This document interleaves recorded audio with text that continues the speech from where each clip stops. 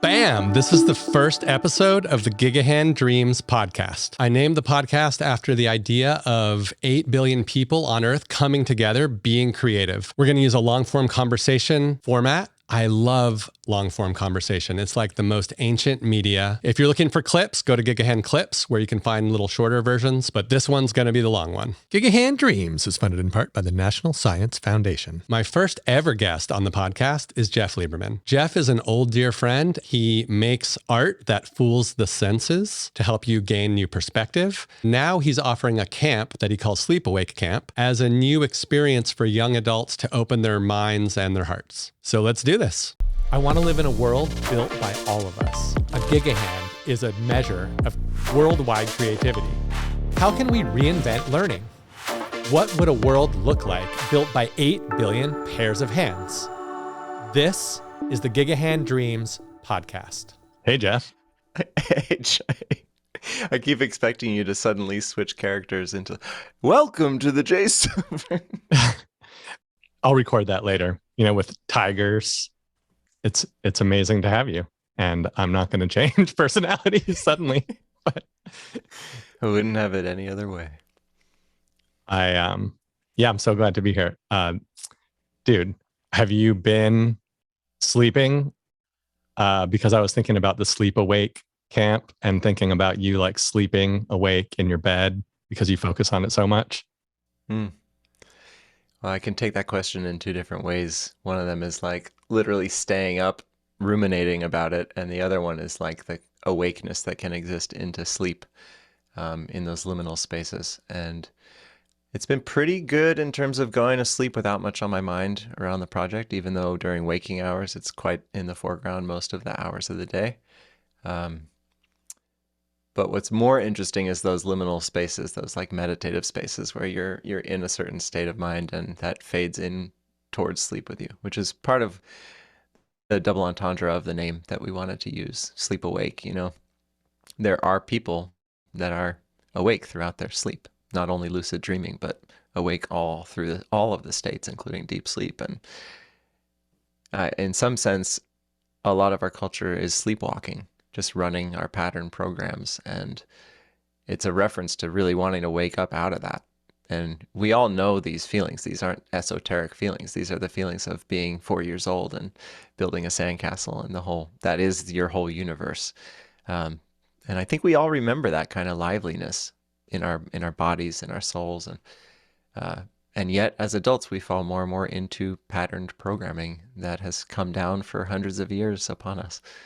And yeah, I would love to be some part of the tidal shift in our culture of waking back up to what's actually possible in our lives.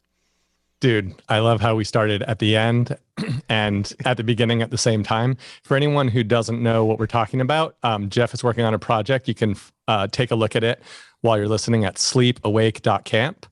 And we will get all into that. The first time I ever heard of sleepwalking through life or walking or being awake in the other sense was when I was reading Thoreau in high school. And he said something like the mass of people lead a certain type of life where they're sleepwalking through it. And so I guess I was just literally asking, have you been sleeping through all this? But you went right into the deepest meaning of sleep awake. Okay, so we can start with the basics if you want. No, dude, we're starting with the basics. The basics are so we met like 15 years ago, something, and the way I remember it is that we met at Bexley at a dorm. Is that how you remembered? Okay. Oh yeah. Yeah, definitely in the basement with you and Jody applying to be GRTs. Okay, right. So we are applying to be the equivalent of dorm parents, and we are in the basement at Bexley dorm, which is now demolished. And I think it was called the Space Center at MIT. Yes, it was called the Space Center. It was just like some black lights, and the kids were cheeky. They would interview you, and you were already there. You and Shawnee, who's now an educator. So it ended up they did pick us. Spoiler, but. So the three of us ended up being these dorm parents together. She's an educator at Duke now. You are some kind of an educator and I'm some kind of, learning interested in learning, right? Um, and yeah, me and Jody came there to apply, but like kind of haphazardly to join you in watching after these 18 to 22-year-olds, which is interesting because now this camp is for 18 to 24-year-olds. Totally. Um, and there's so much that happened at that dorm. But I also remember being inspired by you, just the way you were working on art. And I don't know how you got into this, but the first thing I saw was actually, you weren't there displaying it, but the first thing I saw was, this was you, right? A clapping machine that you had to clap to make it go forward. Was that your art with two collaborators, right? Well, with 4 collaborators, yeah. Oh man, this 2003 piece, yeah. That was the first thing I ever saw. Can you explain it a little? Like unfold the story of that? Yeah, wow. Haven't thought about that piece in a while. That piece was called Applause. And it was a little movie theater that you'd walk into and it would be frozen, but there'd be a couple mics there. And what people would find by exploration is that the movie would only play if they applauded. It was actually using like a audio detection to detect clapping. And so you'd see these kids playing as black and white film, and you'd applaud and it would start to go, and then you'd applaud and it would build momentum. And at a certain point, you'd applaud and it would just go. And then as soon as it went, there'd be this threshold that got crossed where it wouldn't stop. But then it wouldn't just be kids playing. You would realize that actually that footage was from, what's her name, Leni Riefenstahl, and it was footage of Nazi Germany camps, like basically raising Nazis. And you had become unconsciously complicit in making that happen when it seemed like something that you wanted to support. And then it rolled away past your control. So in some sense, it was all about the way that happens in our cultural dynamics, where people are supporting things and then they just run rampantly out of control. It was pretty intense. A lot of people got really disturbed by being made complicit in something like that. And yet that was the whole point. I was clapping and the film was playing, and the way I remember it, I don't know if this is how it happened, but I remember it being like a parade. It switched from playing into a parade. This is just in my memory. Black and white. There was people like cheering and flags flying and people like marching. And I was like, okay. And I'm still clapping. And then at some point you realize it's some kind of, maybe it's a Hitler speech or something like that. And then you slowly like stop clapping and you're like, whoa, I'm like clapping for this and making it happen. And I guess I guess if half of Germany participated, then something in that must be in all of us, but it was really powerful. And I don't even know if I knew you yet or not, but maybe I did. But that was the first thing that I experienced that you had made. It's a weird first data point. But yeah, it's funny to feel the tension even in you just talking about it now 20 years later. You know, it's an intense thing to feel part of something like that that's totally in the end against your value system. And you know, there's a book, I think it's called Hitler's Willing Executioners, about how a lot of people got caught up, and not bad people, just people caught up the way that all of us get caught up in things. And that's some of the potency to me, is really feeling like these cultural waves just move beyond what people understand, what people are conscious of. It's huge. And, you know, it connects into intergenerational conditioning that we all have. I feel like that not bad people part is something that not everybody will understand. Like, I feel that it's so true. I feel like a lot of people will feel like, not bad people. Of course, they're bad people. I would never do that. It's interesting.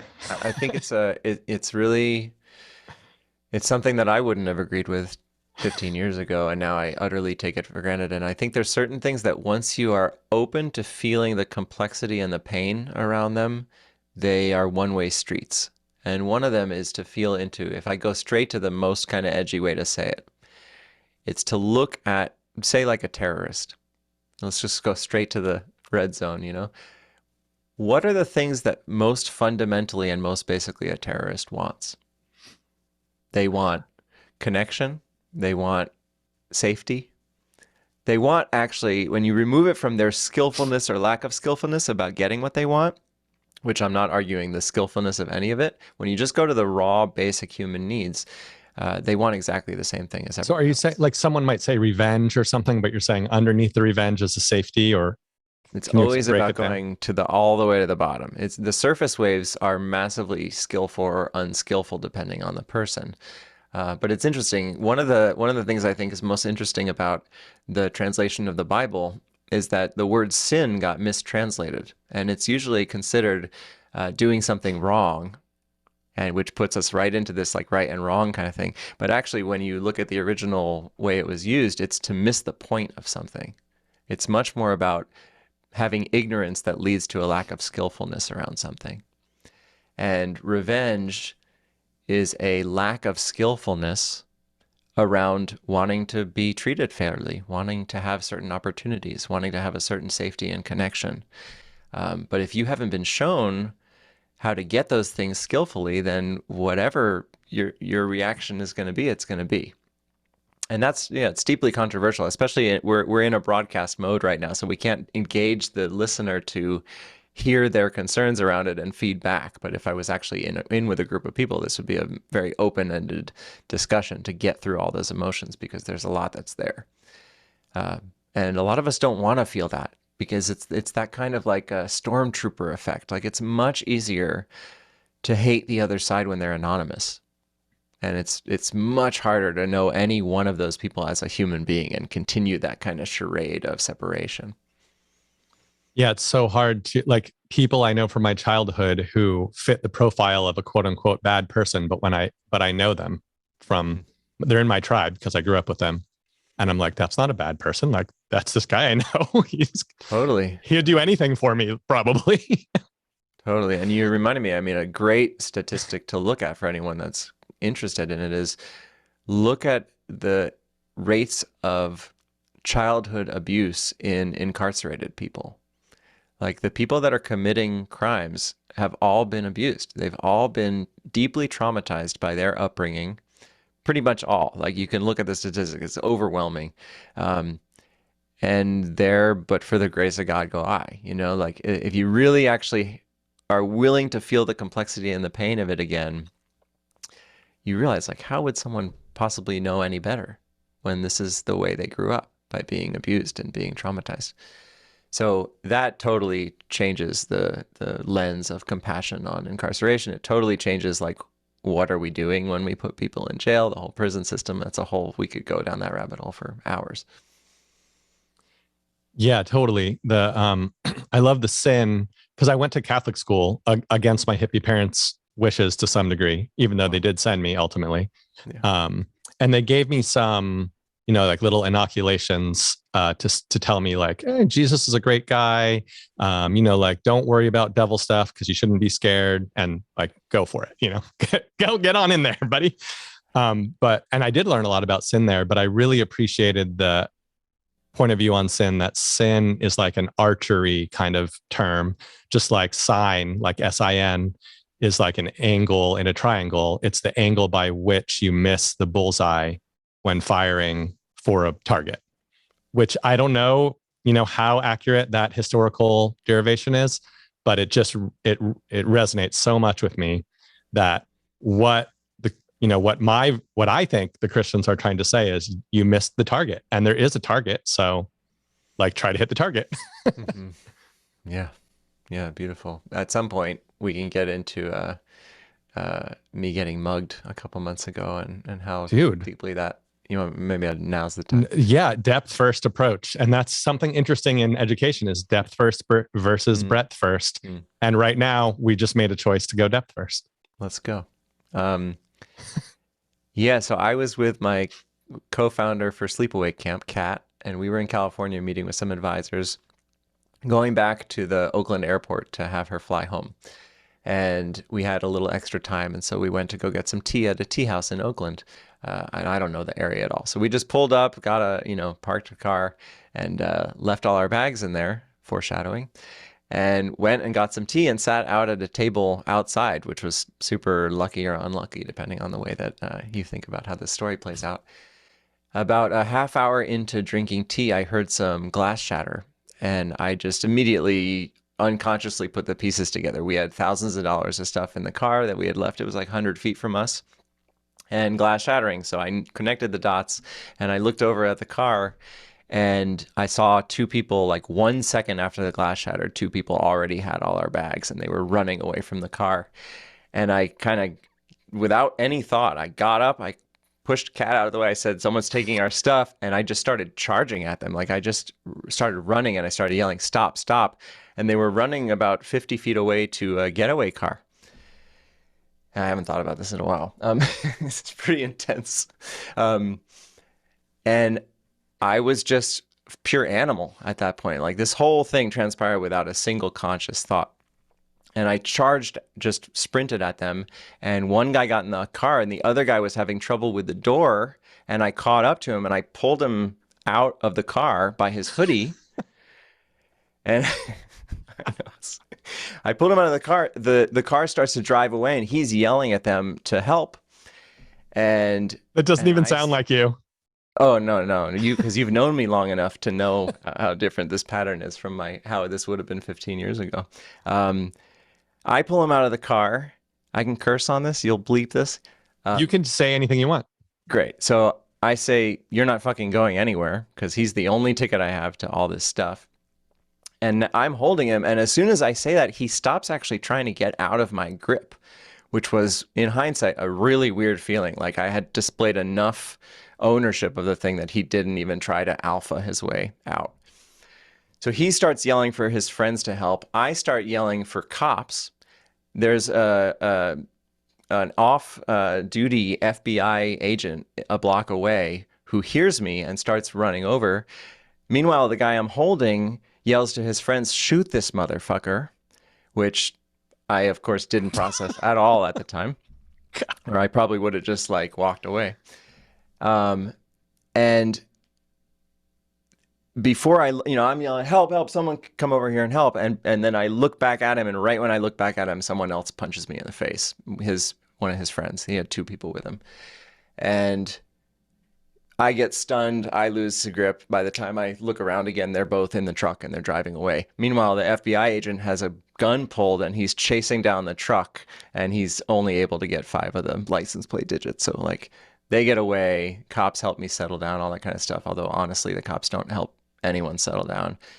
Given my trauma education, I immediately start to process the trauma, because if you don't get rid of the stress hormones that are in your body, you'll have more likelihood of holding that trauma. So I asked Kat to come over immediately. I had her hold me, and I just started shaking out the fear like you see in a dog or a bear or whatever, or a deer when they go through the freeze response. And I shook this out, and I kept just saying out loud, shoot this motherfucker, because that was the thing, once I settled, that brought the most fear in the body. And so you want to, in those cases, bring it all in and shake it out, and that releases all the stress hormone. I slept totally soundly that night. There was no trauma left over. I had loose teeth, I had black and blue, all that kind of stuff, but psychologically, I had moved through it fully. And part of that was also that I acted in the thing. I wasn't frozen. I was actively fighting. I was chasing. I had something to do. And there's a lot less likelihood of holding trauma after the fact when you have something left to do. But so yeah, I processed all that stuff. But the core of this story to me, the thing that was the most potent, was that when I grabbed this guy and I said, you're not going anywhere, there was a couple seconds where we were in eye contact with each other. Whoa. And I've been doing personal development work for, almost 10 years, where you learn to track people and you really learn to pay attention to micro expressions and the details. And I could just feel how scared he was. And he was way more afraid than I was. And he was a young adult. He was probably a young 20s or something like that. And he looked at me terrified. And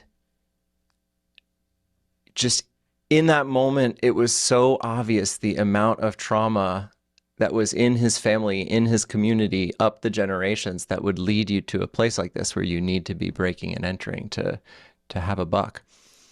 That all I could feel was compassion. There was no ability to think of this person as a bad person. It was so obvious that they were the end effect symptom of generations of trauma and generations of discrimination. And, this goes back so deeply that how could I possibly not see that enough to think this was a bad person? And so it broke my heart, not at all in the way that I thought it would have. I think 10 years ago I would have just been resentful and angry, and all this did was like break my heart open. And so the next morning I was trying to get my life back on track. I had nothing anymore except the wallet in my pocket, and a friend lent me a laptop computer, and then she set me up with her dentist to get x-rays for my teeth that were loose, and the dentist didn't even charge me. And then I went to Ross and I picked up, $150 of new clothes. So I had clothes for a couple days. And all these things I did all day just reaffirmed my privilege. Like all of the things I did, every single thing I did to get my life back on track, it was just like so in my face that this person I was standing in front of wouldn't have the opportunity. They wouldn't have a free x-ray at the dentist's office. They wouldn't have someone just lending them a laptop. They didn't have extra $200 to spend on clothes. And I spent most of the day just sobbing, just like I had peeled myself out of the privilege bubble, and I got to see it more clearly. And so I left that situation just incredibly full of gratitude. And it's so odd to say that out loud, but it woke me up. It made me more awake to the reality. And maybe the deepest irony is he was probably in the age group of people that I want to work with. Whoa. Ugh, even to say that out loud, like there's so much hurt. When you start to attend to it and let it break your heart, it's just everywhere. When you look at, if you just sit on a bench and you just watch people on the street, you just see the level of trauma and hurt that's in our culture right now. And to think of how I'm trying to do my best to find leverage points in our culture to improve mental and emotional health and well-being, and to think about how far it is away from reaching that one person. And like, when would I ever intersect with that person in my life? So that was really powerful. I like the saying, hurt people, hurt people. It's pretty popular these days. Yeah. It's a simple explanation of that.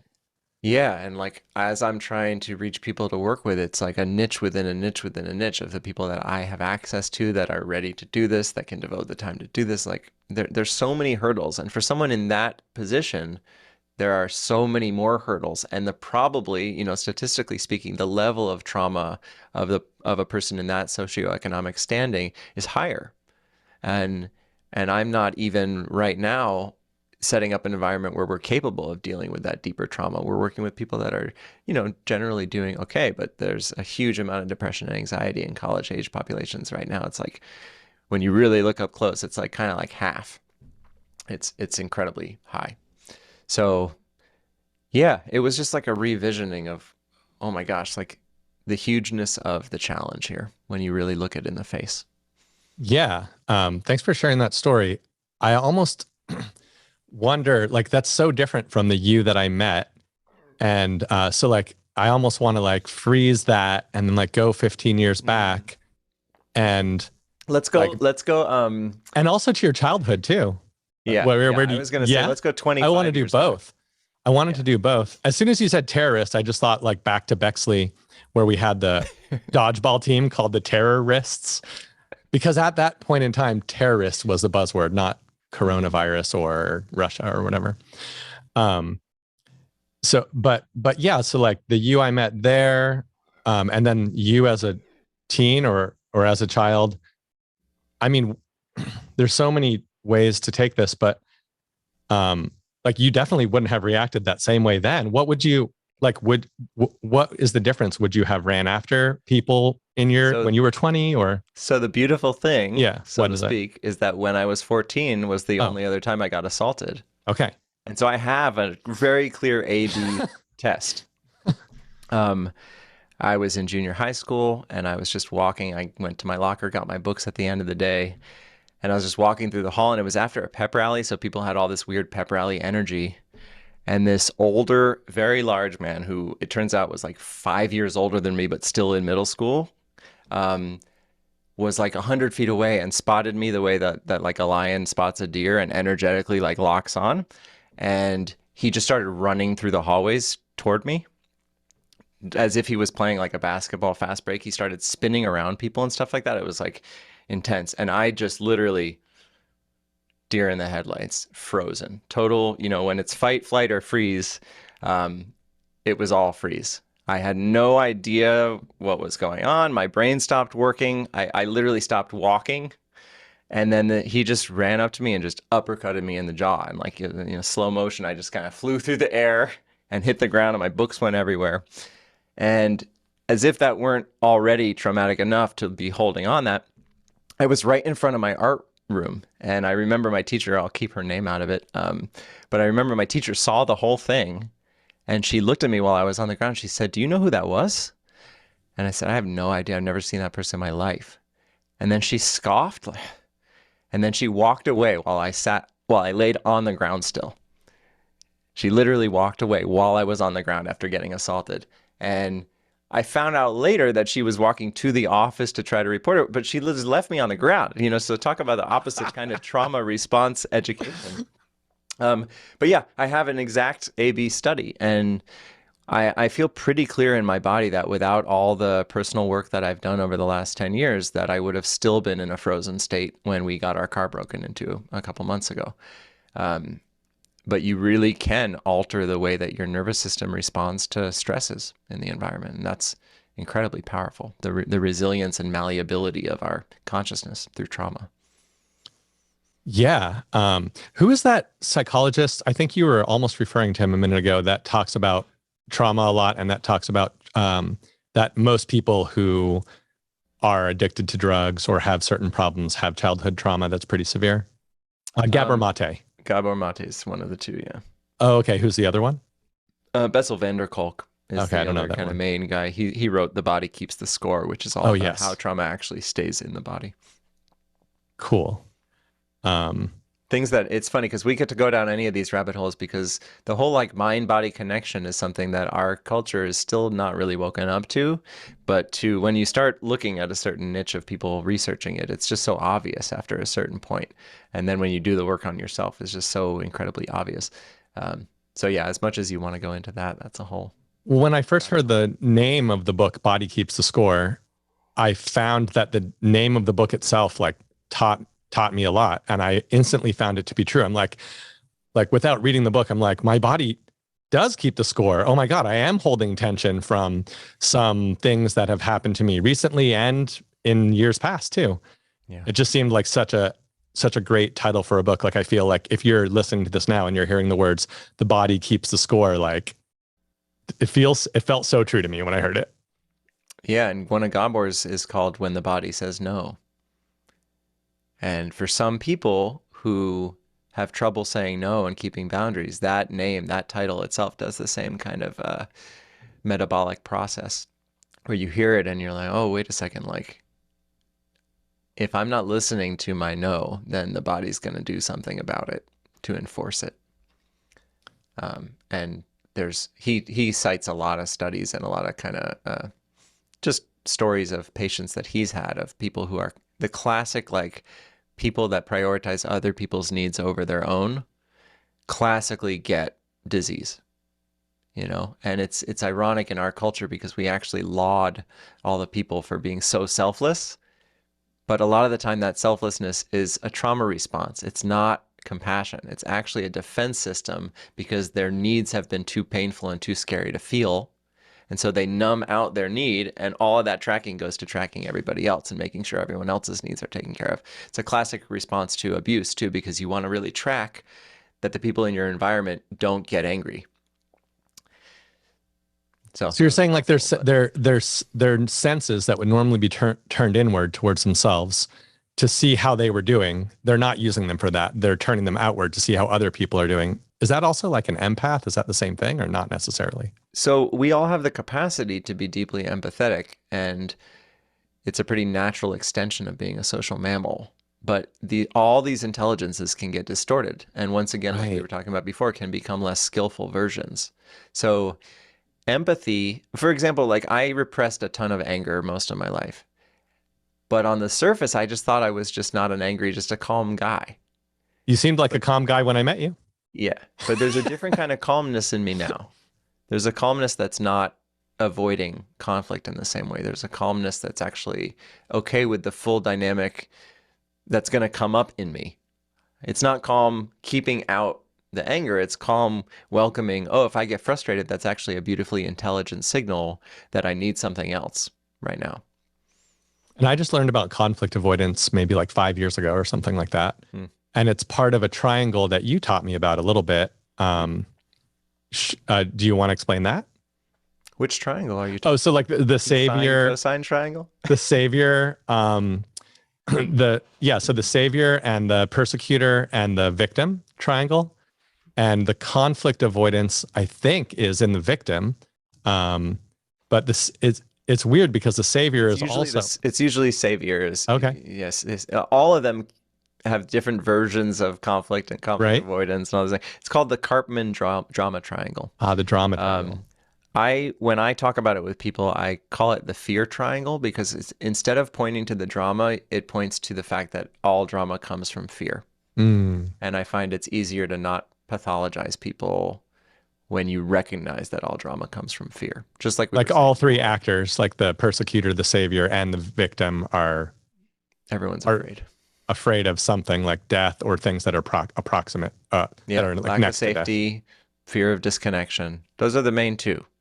Right, but disconnection and safety, that's like leads to death. Both of them do because the tribal need to be connected. Exactly. Yeah. If you were rejected, everyone has this very common fear of public speaking because of rejection, but they don't honor the fact that 10,000 years ago, the only type of social rejection meant death, basically. There wasn't like, oh, this girl doesn't think I'm cool at the party. That wasn't the kind of rejection that existed. It was just like, the tribe doesn't want me to be part of the tribe. You're up the creek, So you're gonna run a camp this summer, like in case everyone hadn't figured that out yet. But like there is still like a path that you took to get there. And I think you're just so steeped in all of the group, what I would call like Western group therapy, emotional connection, I don't know, maybe have the right names for it. All your modern movement that you're in that led you to want to do the things you've done for the last 5 years, run tons of workshops on emotions, run the camp. But like, I almost want to go back to some of your art installations and how that like fed into, because I feel like you transitioned into this space for people who don't understand how that happened to you a little bit. So like maybe we could talk about a couple more art pieces. Would that be okay? For sure. Because we can tie it into some of the early kind of characterologies that were active. Oh yeah, right. Because of your needs that you were trying to meet at the time. Yeah, I wonder what you were trying to do with that too. Like what drove you? And this is something that's interesting too, because you are driven in a unique way. Like you have an intense focus on projects. Whether I ask your collaborator, like Eric Gunther, who I talked to, or whether I ask your dad, who I talked to, you have this unique focus once you get your mind on something that you're just going to work on that project and nothing distracts you and you're going to keep moving. And some of those projects, like when I first met you, were these art installations, mechanical art installations. The second thing I saw you install was a floating light bulb that also got power while it was floating, which I guess by today's standards almost seems like maybe some crazy thing you'd see. But at the time, it didn't make any sense to me. I mean, I knew you could transmit power over a distance. I knew you could hover things, but I just saw this light bulb and you would throw it into place. So do you want to explain that installation and maybe what drove you to make it and how that was characterized by your by your emotional desire not to be abandoned by your tribe or to be safe? No big deal. This is an 8-part question. No, I'm just kidding. No. I love it. Yeah, we'll start with the micro. Like the piece was called Light Bulb. It was a double entendre on the fact that it was floating. And maybe it took 15 years for you to get that. I didn't know why it was called that. 2 words. So yeah, that was in 2006, if I remember correctly. And I had at that point in my work, I had this kind of trick, which was every time something caught my eye, whether a physical effect or like a new technology, I would just keep it on a list. And then regularly I would go down that list and I would pick 2 of them and try to imagine like what 2 things merging would lead to. That's the classical inventor's trick. It's a classic trick. And You it's just like, combine two things, but you picked magic things throughout your life. Like a comedian would write down things that seemed funny throughout their day. exactly. And this actually stemmed out of Richard Feynman, the legendary physics professor and physics master, who said, if you want to look like a genius, keep a notebook in your pocket with all the problems that you're thinking about, all the like niche problems. And anytime you learn anything talking to someone, run it down the list and see if it moves you anywhere. See if that thought process moves you forward on any of those problems. And all of a sudden, you're going to be the first person who's mixed a technique and a problem together. And That sounds like metaphorical, like throwing metaphor from one domain to another, or just cross-domain thinking in general. Yeah.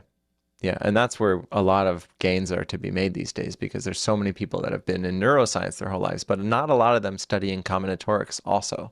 So if you're the first person doing both, you're going to see things with a different lens. And that's where interdisciplinarianism really pushes things right now. It's really potent.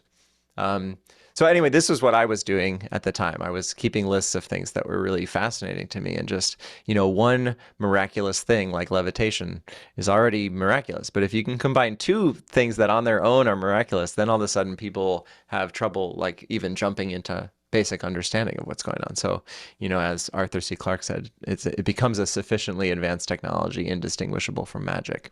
And a lot of my work, I've been searching for that, and really searching to make pieces that when someone comes upon them, create mental silence, create just like a moment of awe where the mind has no understanding what's going on, and you take it in the way that a child takes in an overwhelmingly beautiful space. They don't even try to think the thing. They just are being overwhelmed with the wonder of it. And it's ironic to do that at a place like MIT, because it's one of the places where as soon as that I don't know feeling comes up, it's usually lambasted by rationality trying to find the solution and understanding. And I've had a lot of pieces where someone's up there and right when they look at it, they're like, okay, I got it. And then they move on. As soon as this thing gets it, there's no more wonder that that engineering's possible. So yeah, exactly. It's not actually magic, and so I'm out of here, but I made a piece, the slow dance piece that I made, which we can get into, but the only relevance for it at this point was to say I made another piece that has this kind of optical illusion miracle. And my favorite thing that has ever happened, I was at an art show showing it, and when I show these things, I just kind of stand away. Let's explain. Slow dance is a frame where you can put an object inside of it, and it looks like it's moving in slow motion, but right in front of your eyes. So there's no recording. So if you place like a fern, or if you place like a spring or a rose, then the petals of the flower would undulate as if it were underwater, is one of the effects that I describe it as, or as if it had been filmed previously and shown back at like 4 or 8x slower than it really was. But it's just like right in front of you, and you can touch it while it's doing it. So it's not actually like a recording, just to explain slow dance. Yeah. So was that one of these? good It's enough? great. It's great. And it uses high-speed vibrations and high-speed stroboscopy that are all out of the realm of your perception. So all you see is something that's actually not happening. And yeah, no need to go into the technical explanation, but yeah, it's something that's in front of you. I love the technical. I love the technical part. Well, high-speed strobes, high-speed vibration. Yeah. If you have further questions, write Jeff@wondermachines.com and he'll be glad to assist you. Oh, rip your inbox right there. Point was that my favorite thing that ever happened was at this art show, watching people, typical people from academia kind of mindset would come up, okay, okay, leave, One guy walked up to this thing and he stood there silently for 40 minutes. And he didn't ask me any questions. And I walked up eventually. I said, hey, it's really awesome to see you looking at this. Do you have any questions? And he was like, nope. and he didn't want to know. And he was literally just taking in the wonder of this thing. And I was like, you're an adult in the Western world, and for 40 minutes, you're actually open to just receiving sensory experience? Like, this is incredible. Yeah, that reminds me of just like the state of play or the state of wonder, or just like my friend stopped by 2 days ago and asked if I was allowed to go on a bike, come out and ride my bike with him. He asked my wife if I could come out and play bikes, and we rode without a plan. And I hadn't done that kind of thing in a while. And, like the plan was always 10 seconds out or something. And, we have a neighborhood. And so we rode all over and did all kinds of things, explored all kinds of nooks and crannies. But the whole time we were like, this is just so fun. How can we be having so much fun? We're not even doing anything. I feel like it's the same as the guy who was looking at your machine and you're like, do you want to explain this? And that would be like me and him being like, okay, we're definitely going to stop at this place and eat dinner at this time. And he take out a map. Right. Yes. Well, I knew the area, but he didn't know the area necessarily in that level of detail. Right. But we were navigating with a compass, or not even with a compass, maybe just like with a broken compass, even. Well, I always use this metaphor of the map and the compass being kind of the ways of the mind and the heart. And compass is right in this moment, which way? And map is, here's the layout, right? So you can do multiple step planning with a map. But a compass is just this moment by moment directiveness of where I feel. And to me, it's one of my favorite metaphors of the different mechanisms of intelligence that we can use to solve problems. And when you're on that bike ride, if you have the metacognition to look at it, you're literally feeling your body in that moment, and that's deciding the thing. You're not using predictive mechanics to have a destiny. And as both of us are artists, we know the incredible vistas that appear when you don't have to already know where you're going. And the fact that you make all these experiments and the failures are the deepest inspirations and point the next place. And Slow Dance is a great example of a piece that I never could have predicted where it was going. And it was just doing 70 or 80 experiments that suddenly flipped it into this whole other place that I had never imagined. Well, Slow Dance really tricks your perception.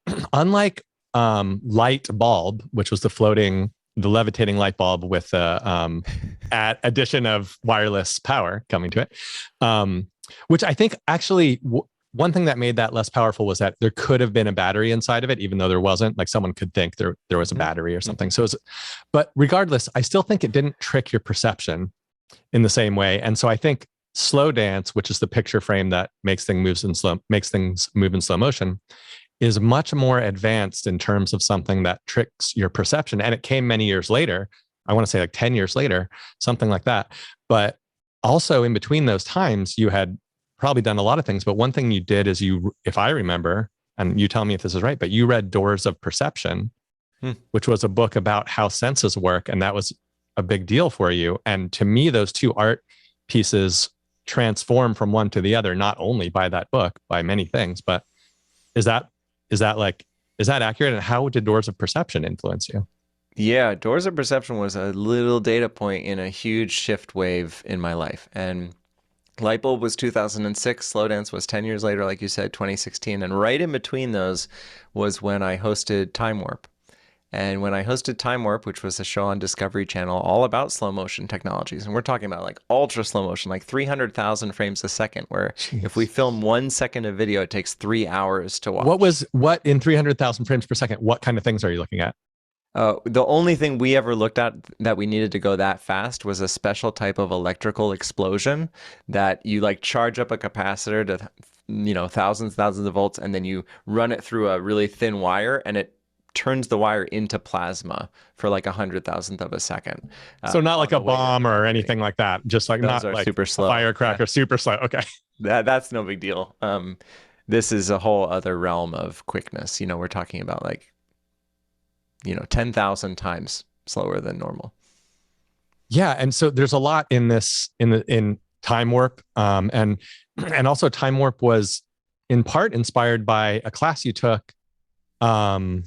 I'm just thinking back into my knowledge of you. So I can give context around it. Because that guy was a mentor to you too, maybe. And I was wondering about that. But. Yeah. So, just to give a little bit of context on it, Doc Edgerton is basically the founder of slow motion, and he did all that work at MIT. And so they teach a grad class called something like technical imaging, where they do slow motion, they do a film photography, but using Schlieren imaging, infrared and ultraviolet imaging, all these kind of things. And they should call it like insane ass cool photography or something like that. Totally. It's already oversubscribed, so I don't think they want to market it any further. If you're in MIT right now, sign up for the class. Yeah, it's a pretty amazing class, at least for me, because I always had one foot in art and one foot in math and science. And doing technologically based imaging, you're doing both all the time. And so I really started to nerd out. My final project for that thing was building a circuit that you'd shoot a bullet through the circuit, and it would have two lasers that would measure the time differential of the bullet crossing and thereby measure the velocity of the bullet. And then it would flash a strobe light at an exact time, so you'd know exactly where the bullet was going, no matter what the speed was, because you'd know the speed, to place the bullet in a strobe photo that was a millionth of a second exposure. And so I have all these images of bullet photography where I was able to place the bullet within about a half a centimeter of where I wanted by having a microcontroller, derive its velocity, delay a certain amount of time to get a flash. So like a laser tripwire, like when someone walks in the front of a shop and it goes ding dong, and then send a circuit, except with a laser and not infrared, and then send an electric signal to a stroboscope to a strobe light. Yeah. And then did you have to account for the timing in the circuit too? Like, Yeah. Okay. We had to do, for example, if you just do it with one laser, you don't know the speed of the bullet. And people don't know this, but from shot to shot on a rifle, you're going to differ in speed 15, 20%.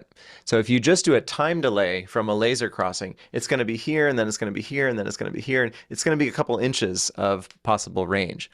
So there were two lasers that were exactly 256 millimeters apart, because 256 is a really easy 2 to the eighth thing to divide really quickly in a microcontroller. And I had to do the division too fast because the bullet was going too fast. And you have to do all the math and then fire the strobe in. You couldn't wait for the division.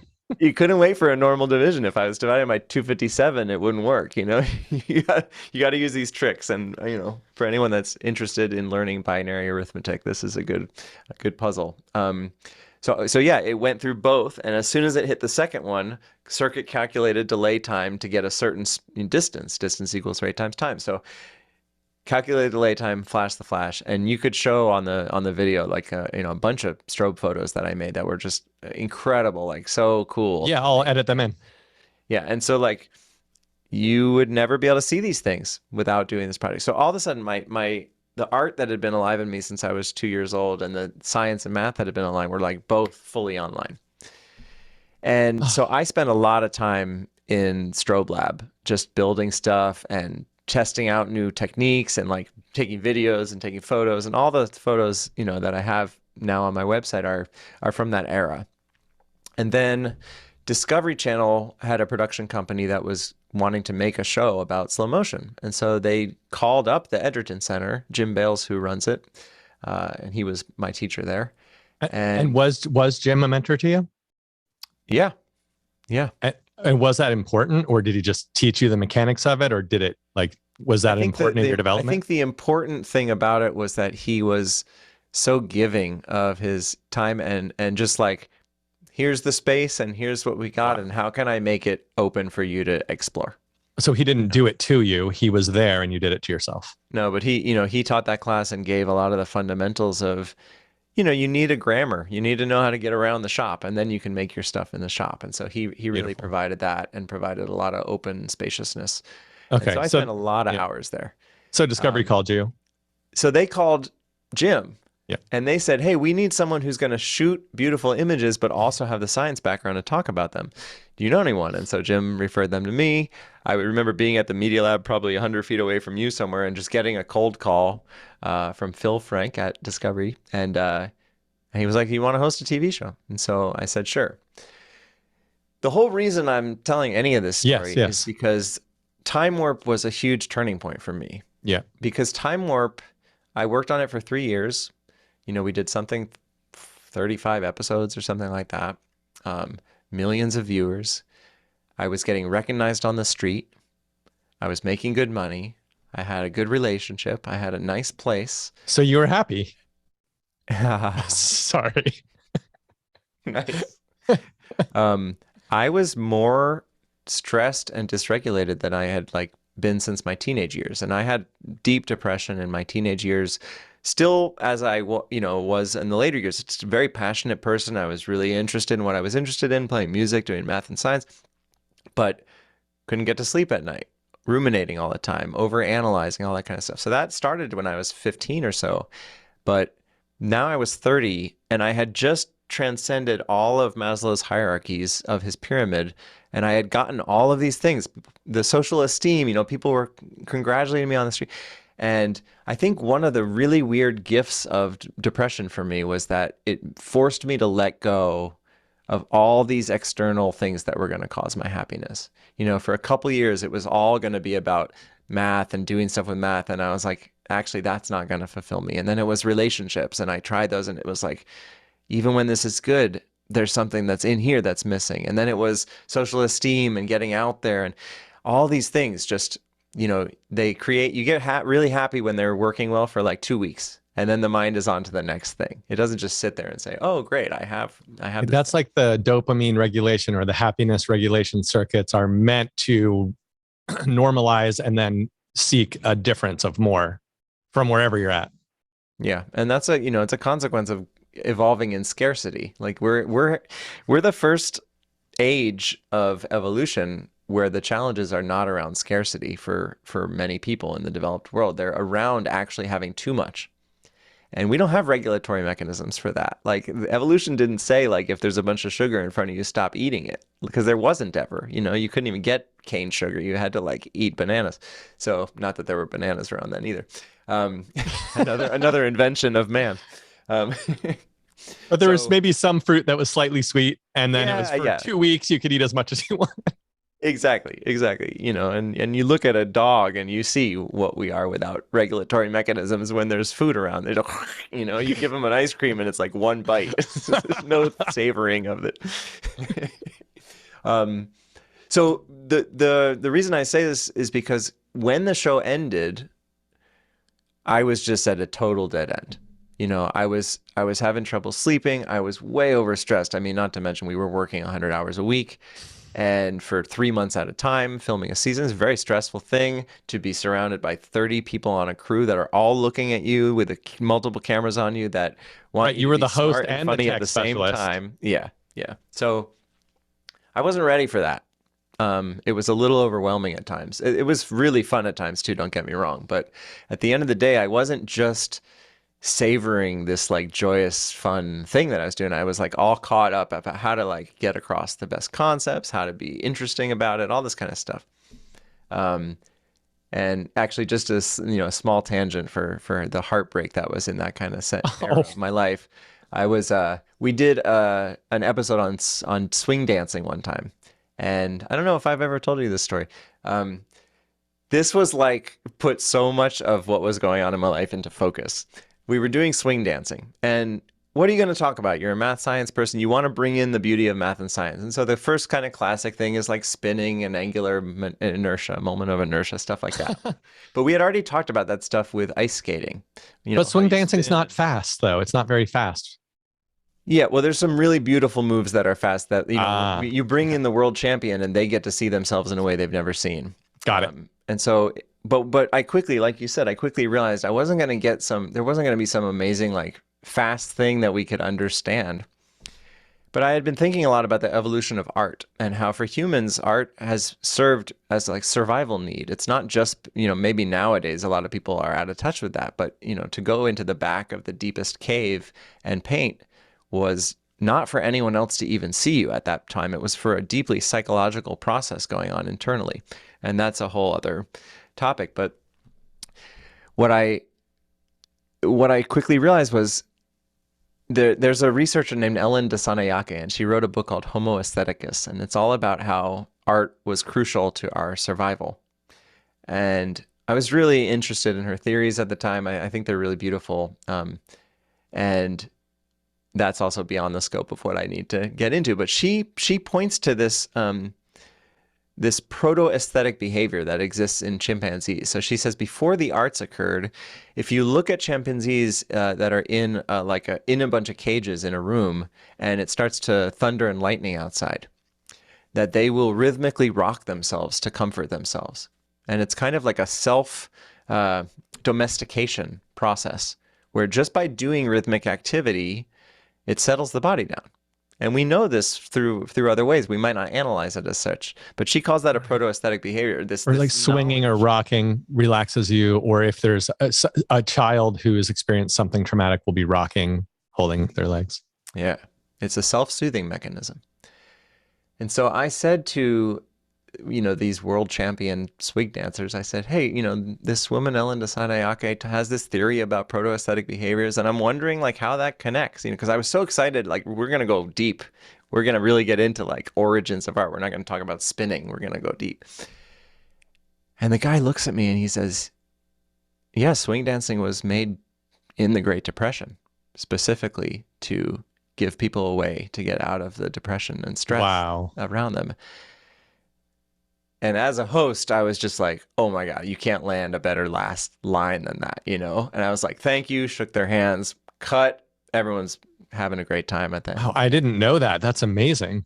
Amazing. I didn't know and I feel elated in a swing dance, specifically contra dance, which is not the same, I guess.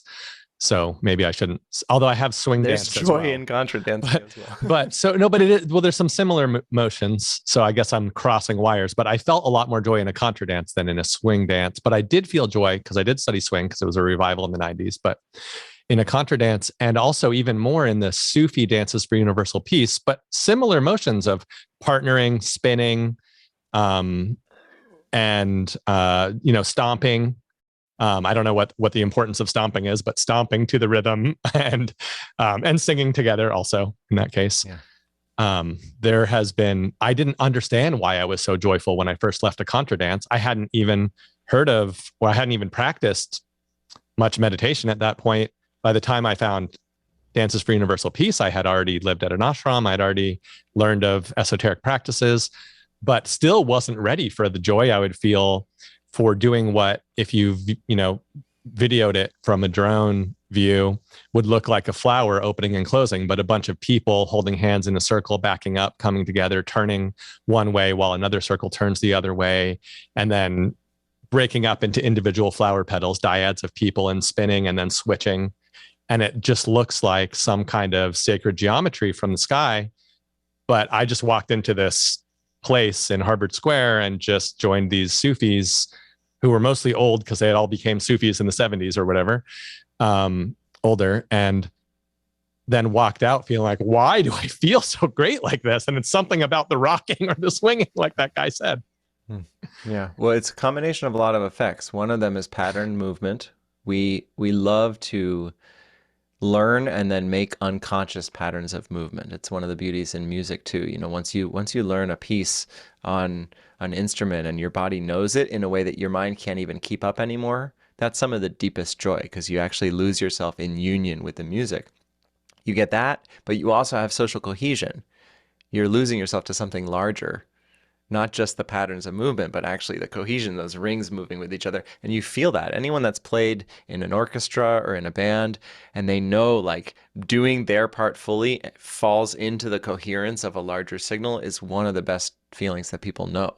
And that's not very different from union with the divine that people find in meditative states. So you're combining a lot of different things that are powerful to the human psyche and to the human body. But just to finish the punchline of that story, because it's like takes a kind of a right turn. Like this was one of these moments where like in the morning I'd been thinking about how to get the cool science in, and we got it, and it freaking nailed it.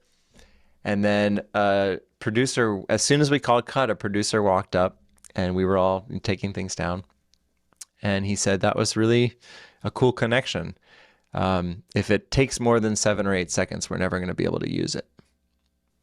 And he just walked away. And it had taken like 40 seconds to connect around that topic. Wait, if what takes more than... If describing the chimps and having him respond about, that's what happened in the Great Depression, like that whole exposition took like 40 seconds, but the whole segment was only going to be 6 minutes on TV, so you can't spend 50 seconds on it. And so he just walked up and just like ripped my soul out of my body. And as soon as he walked, I wasn't 100% in the show anymore. Wow. Right in that moment. I wasn't even trying anymore. How could you be though? That was the beautiful moment. Well, all the visuals are beautiful. And no one ever sees it. No one ever gets to see that moment because of the rules of cable. No one will seize the moment. It was rough. And just to say though, all of the time warp stuff was brought up because of the transition that it provided between light bulb and slow dance. No, I know. And So that show ended a couple months after that moment, but my soul was not in it anymore after that moment. And at first I was just glad to be free of it, just relieved, you know? And like we were talking about with Maslow's hierarchy, for a week or two, just relieved, you know? But all of a sudden I had nowhere to go. I had nothing, like there was no more Maslow's hierarchy that I was aware of, like to get into. And I didn't really understand what self-actualization or self-transcendence meant. And so I wasn't thinking of what was happening in terms of Maslow. I was just like, literally, I just don't know what to do. And so I spent a couple years just sitting around depressed mostly and eating a lot of ice cream. And the only thing that was this tether was, as you talked about it, when I get focused on something, I tend to get really focused. You know, I have to remind myself to take breaks at work, because I'll just work for 7 hours straight and I won't even think about it. So the singular focus now was, why don't I feel good? And there was nothing left to distract myself in terms of like, oh, it's because I need a better, cooler job. It was like, no, that's clearly not it. It's clearly here. It's clearly in my moment by moment thoughts about my life and about it not being right and my body not feeling good. And I had chronic pain at this point. And so just like things just didn't feel good and there was nowhere to go. And so all my focus went to reading. And so I just spent all day, I'd order like 2 or 3 books a week. From Amazon. I built up like hundreds of books. I have some old photos of me with just hundreds of books around during that era. You were at my place at the time. And I would just read those things, and then that would give me the hint to the next books. And so, you know, quickly I found, you know, meditation as a way to settle the mind and et cetera, et cetera. But literally from having been a physics major, that seemed too woo-woo to me at the time, which is so funny to me now, because it's like... It's just so obvious to me what's going on. I mean, also you got to remember the times have changed. So 15 years ago, I think meditation was considered not crazy, but not really something to be taken seriously. And I think that if you want to say it this way, like the movement, whatever you want to call it, has succeeded, quote unquote, and meditation is part of institutions recommended by psychologists, taught in some schools occasionally, and not considered crazy, just like a practical thing to do by most people now. So it's a different time too. Yeah, and it's been largely distilled out from traditions that hook people into thinking it's A or B. And, you know, the link for me is still now the link for a lot of people, which is that I found books where neuroscientists talked about the fact that it was verifiable that it was improving people's well-being. And that made it acceptable for you. That was the first thing, which is like, okay, whatever their belief system is around it, the practice itself is improving well-being. And that's what's going wrong with me right now is well-being. So I'm going to start paying attention to my breath. And, you know, very basic.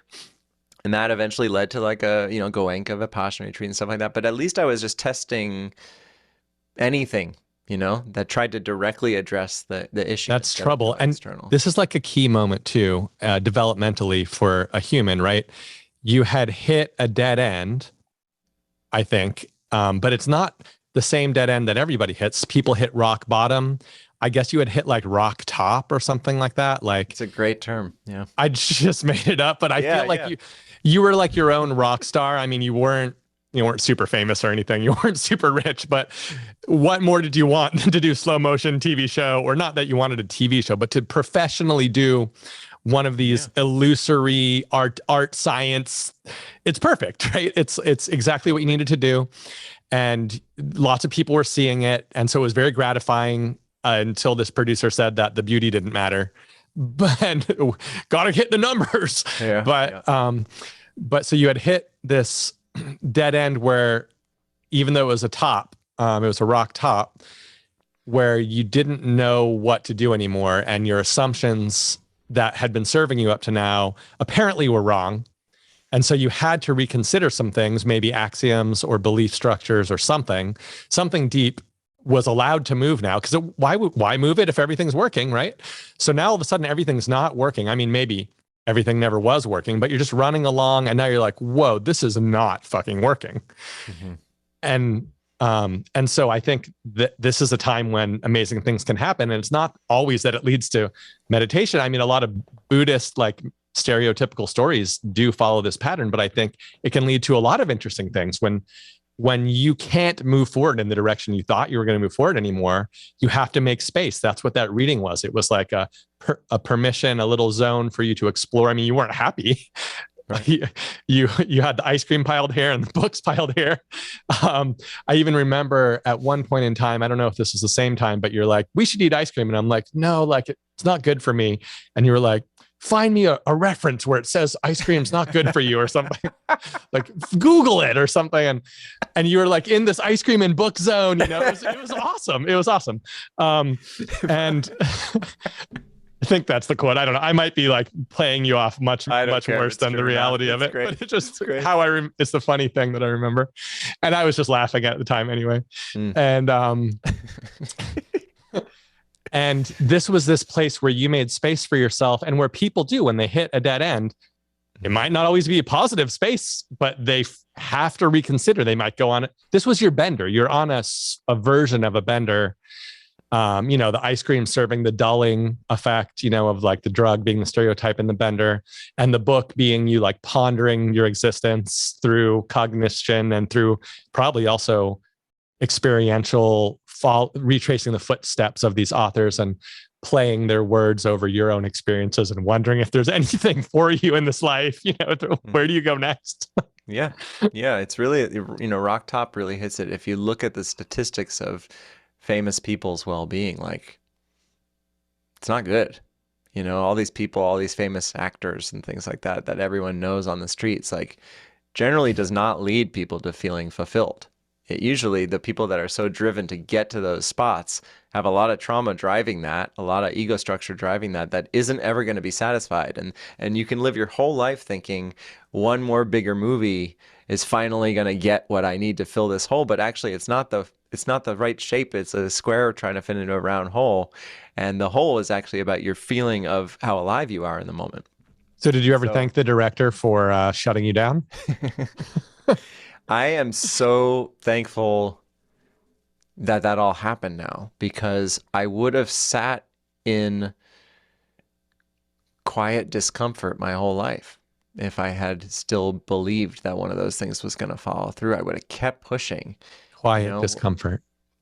Yeah, I was trying to remember the term that maybe it was Thoreau used about men living lives of quiet desperation. Quiet desperation. That's where a lot of it would have been, and I think it's actually probably the majority of cases right now when people don't actually believe there's a way all the way through. Then your whole life is about finding the best coping mechanisms, and I can't fault anyone for that, because I spent a lot of time trying to do that as well. But once you start to actually have trust and optimism that there's actually a way through to well-being, which was not really in my worldview at the time. It took a long time to start having that open up. That just re-engages every circuit in your being. And someone you trusted had to ignite that, you know, the neuroscientist. You're like, I trust this field of neuroscience. So he says it's possible. They did a study. The study says it's possible. So, and I believe studies, because those are the way of feeling out truth. You know, like legitimately, it is a way of feeling out truth. And so they permissioned you to explore this new area. And the permission will be different for each type of person. Someone else might need to hear it from somewhere else, but you heard it from the trusted field that you were, your tribe. You heard it from your tribe. You know, for someone else, they might not need to hear it from the pastor, or someone else might need to hear it from their grandmother, or their friend, their peer group or something. Yeah. And this was not some huge sky-opening thing. This was just literally coming to terms with the fact that my mind was actually the source of the problem, not the world. That is gigantic. That is something that I think is probably, you know, maybe 10% of people with mental health issues get to that realization. It's so lucky to realize it's actually never going to be an external thing that satisfies this, if my attitude and my belief system and my conceptual habitual patterns of thinking are entrenched in the way that they are. But if my politician wins this race. Yeah. And that works. It can work for years, you know, but I think it comes back to this idea of people not even imagining that a true sense of joy and freedom is possible, and just trying to find the best way to kind of squeak through with minimal pain.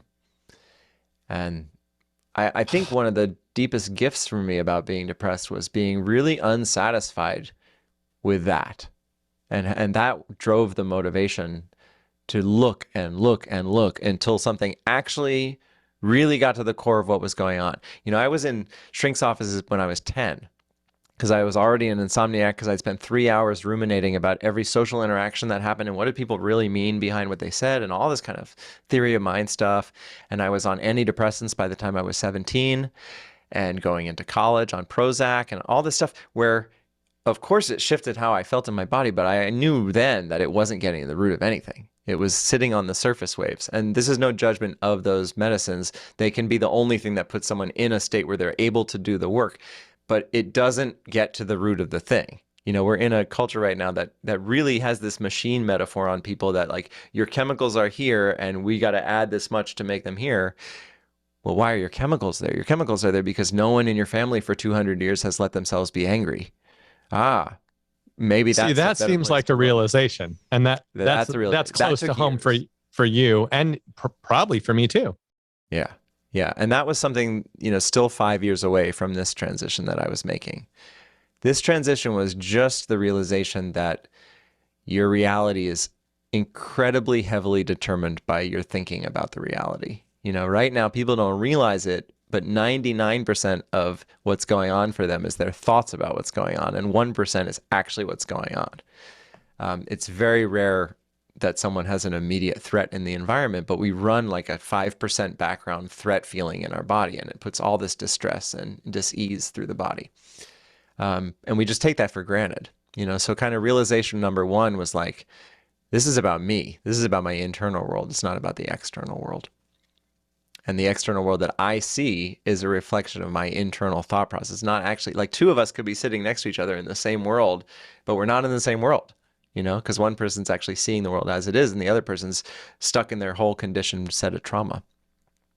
And I use trauma in a lowercase t kind of way, the trauma that everyone has learned, conditioned beliefs and patterns of thinking from their families and from their culture. And as far as I'm concerned, our culture right now is insane. It's so far away from the things that fundamentally connect us as human beings and make us feel authentic and joyful and thriving, that it's an uphill kind of salmon swimming upstream battle to actually find your freedom in that and be able to live it. I think a lot of people think our culture is insane right now, but I think maybe for different reasons, or maybe people don't know why. I heard Gabor Mate describe a person walking down the street, and if you go to hug them, and they would freak out. I mean, of course, because they're a stranger, but like even if you know them, maybe they, they're not ready for the hug or something. And I might be getting the explanation slightly wrong, but the insight was like, if somebody has like sores all over their body and you went to hug them, they would freak out because it would hurt to touch them. And he's saying like, basically that's what we have, but it's emotional, like, we have all these emotional scars or traumas all over us that aren't healed, that are like open wounds. And so people are constantly emotionally freaking out like that. I feel like I didn't do that justice, but I think I was trying to relate that to what you were saying about our society, like then multiply that to all the people in our society and the lowercase t trauma, which means trauma just being regular and not regular, but, being small and large, and society just not even recognizing it. Or culture not recognizing it, and us going about our day having a miscommunication with our loved one, and not understanding the emotions behind any of it, and not understanding the drama triangle, and not understanding that we think we're going to get the raise at work and then be happy, not understanding that we just want to be safe and accepted into our tribe or whatever. And then those sores on all of us, leading to this mass insanity of society just being kind of raw and people being at their end, because how else could they be? It's an amazing thing about how our perceptual system works on a short time scale, where the whole frog boiling in water thing, that's not actually a real thing, but let's pretend it's a real thing. Like, that's how our perceptual system works. And when you actually are born into a system that's been making itself insane for thousands of years at this point, and losing all the kind of wisdom from being tribal, indigenous cultures. Even when you started talking about it, I was like, that word stranger didn't exist because you knew everyone that you saw well. And you were tied in life and death with everyone that you saw in your 150 of your tribe. The idea of a stranger is a modern invention. So the disconnection that you feel with a stranger on the street, that's not where we evolved. Obviously there's, tribes over there and that sort of thing, but like that wasn't a part of your day-to-day life. So it's really takes some honest looking at it in the face to question like how insane this world has gotten and how out of tune and out of coherence with the original needs of a human social monkey. What does that kind of organism need? And now, the like touch is the most natural thing for nervous system regulation, and every baby has to learn that from their parents. That's like the only way it gets learned. It's not built into the baby without that circuit being completed. And yet our culture is divorcing itself from that kind of level of touch. And many people grow up in a family where especially the men don't believe in non-sexual touch. It's just not part of their being at all. Or if they believe in it, they don't practice it regularly. Right. It's definitely not comfortable. And, there's a guy, Scott Killaby, who has this really great, easy litmus test for kind of what things am I repressing of my natural experience. And he just says, like, just imagine your family in front of you and then just go down this list and like anger, grief, fear, joy. Like, would I be fine expressing this in front of all these people? And just like really let yourself picture it and then go to grief. Would I really be okay with grief at all? And you'll know exactly what's getting repressed. And for me, it's like a lot of stuff was getting repressed, but including things like joy, which is one of the hardest ones to see at first. We have like, it's weird to see someone on the street that's trying to hug everybody. But when you see that person who's really joyous on the street, that's the one you really think is crazy, right? How crazy does your world have to be where that's the thing that gets your eye on the street?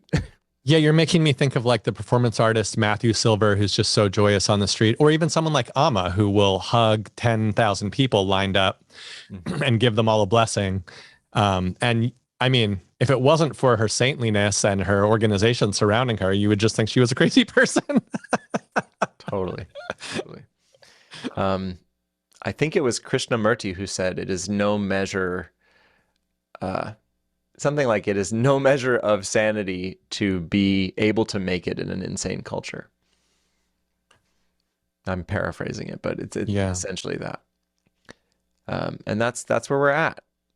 And it's really is one of these awakenings to start to come to terms. Like, people get woke to all these different dimensions of experience, but one of them is just like, the whole experience of life is a reflection of my thoughts.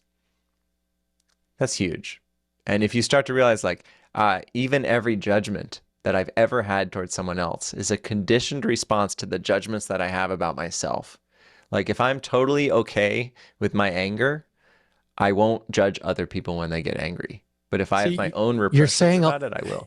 You're saying a lot of these things you're saying like sound like wisdoms that are true, but you're saying it from having studied it and you can connect it up. And I think like when I hear these things, if I imagine hearing them for the first time, especially, I imagine hearing what you're saying and saying like, well, probably sure, but like, how does that help me? And, but you have a bunch of practices that you have learned, that you have invented, including like games and different ways to explore and find the truth in these. Like, these aren't just sayings, right? Like what were you just saying? Like anger is just like on the film of your eyes experience or something like. Well, I think I was imagining the Cafe Gratitude, imagery where they have like a projector and you're experiencing life, by watching a projection of what's actually happening, and then the projector is just distorted by whatever's in the way, of the projector lens and the light traveling through the air, or the cafe gratitude sign where the woman looks at the orchard, the apple orchard, and in the reflection of her glasses, it's full, but when you look at it directly, it's bare. And I don't know if it's really supposed to be full or bare in real life, but I guess the way you look at something might change the way it is. Yeah, my favorite example of that is if you have social anxiety, which a lot of people in our culture right now have a deep degree of social anxiety. It's another one of these things that we've built in more deeply as time has gone on because of the disconnection that's being bred. If you have that social anxiety and you're about to go to a party, you probably are going to prime yourself that it's going to bring up anxiety and that it's not going to be fun. And you better believe that increases the chances of it not being fun, because you and your friend are going to the same party. But if that friend is like, here's another opportunity to connect with people that I don't know, they are going to see that room as a bunch of opportunities, whereas you're going to see and literally look for the evidence that confirms your idea that it's an unsafe environment that you should hold yourself back from being in. And so your projections not only come from your history, but they influence your present moment and create the patterns that become your future. So you know, as soon as these projections are there, they color everything and reinforce themselves. Right. It helps you find patterns. This is why, like, the practice of being active about gratitude, like being grateful for 300 things a day, or, you know, waking up and saying 10 things you're grateful for in your mind or something like that, primes the mind. And it seems like when you hear that, when I first heard it, I was like, yeah, that's probably some bullshit that doesn't work. I definitely thought that at first. And it's only through understanding the mind a little better, just by trying these experiments a little bit, like trying that experiment, for example. That's a classic one that I think most people know about now. But like actually doing 300 things a day and like using a counter or something for a few days, your brain's just like a dumb tool. It just works the way it works. And if you prime it to remember the things that are great, because your mind just diffs, just like subtracts out the things that you're already grateful for. Like, oh, I have a house, or, oh, like I'm not starving, or, oh, like I have some friends that are pretty fun to talk to, or my family is like loving and beautiful, and like my body works to a certain degree, you know, mostly certain amount of working, and like all these things, like those aren't in your mind at all. Besides which, like, this tea is pretty cool, and I like the way this cup feels on my fingers, and when I breathe air in through my nose, like it travels up against the top of my nose and down into my lungs, and when it fills it, like I can feel like life moving through my body, and that's kind of nice. And like all these things, nice. And when I laugh, like it releases certain, like my tear ducts like moisten a little bit right now, and like I can feel my teeth scraping against like the inside of my lips when I talk, and that feeling, like it's not a great feeling, but it's not neutral. It's like slightly above neutral. And I really enjoy talking, probably a little too much, but I do enjoy the process. I'm glad that I'm talking to you, and I like the way this rubber band ball feels. And as you name those things, instead of them, it unsubtracts them and brings them back into your consciousness, at least for some amount of time. And then that slowly fades, because the mind has a number of tendencies. And one of them is to normalize your experience. If it's bad, if it's good, slowly becomes just neutral. And then you try to improve yourself from there. But it turns out, in my experience, and people have told me, and it seems to work, that if you remind yourself, in this case of gratitude, but in the case that you were talking about of anxiousness or of opportunity at the party, then those things become magnified in the mind because they get reactivated, and somehow the neurons connect, and you look for the pattern and you find it. And so you find anxiety, or you find opportunity for making a new friend, or for having someone else that you need to be afraid of, depending on the priming at the party. And so I don't know, I just felt like what you were saying just needed a little breakdown, because it's so true, but it's not obvious. And I do feel like the first time I heard it, I thought, calling BS on that, you know, like putting a Post-it note on my mirror that says "you're beautiful" isn't going to change my life, because probably it just, that by itself isn't. But the mind has a way of working, and there are things we can do to slowly act on it. If you steam wood and then you slowly put pressure on it, like it bends, and your body slowly reforms itself if you do forward bending every day because it acts on your psoas and all of these things. But you have to do it in a way that affects it actually. And this, this gratitude practice or this anxiety practice, like you can actually reform the way that your life is activated just by virtue of the user manual of the inside of your skin that nobody gave you, but there is one, kind of. So I just felt like I wanted to break that down because you were saying it and I felt like it was profound, but it's just like, oh yeah, sure. How does that help me? Yeah, it's beautiful in a couple dimensions because one, it's another one where there's clear research on statistics of people doing gratitude practice. Very clearly shifts people's well-being, but it's not the same for different people. When I did gratitude practice initially, it was really hard to generate gratitude for me. And so instead, what would come up is a little bit of gratitude and then a lot of new judgment because my mind was really good at judging and differentiating and stuff like that. And so it actually created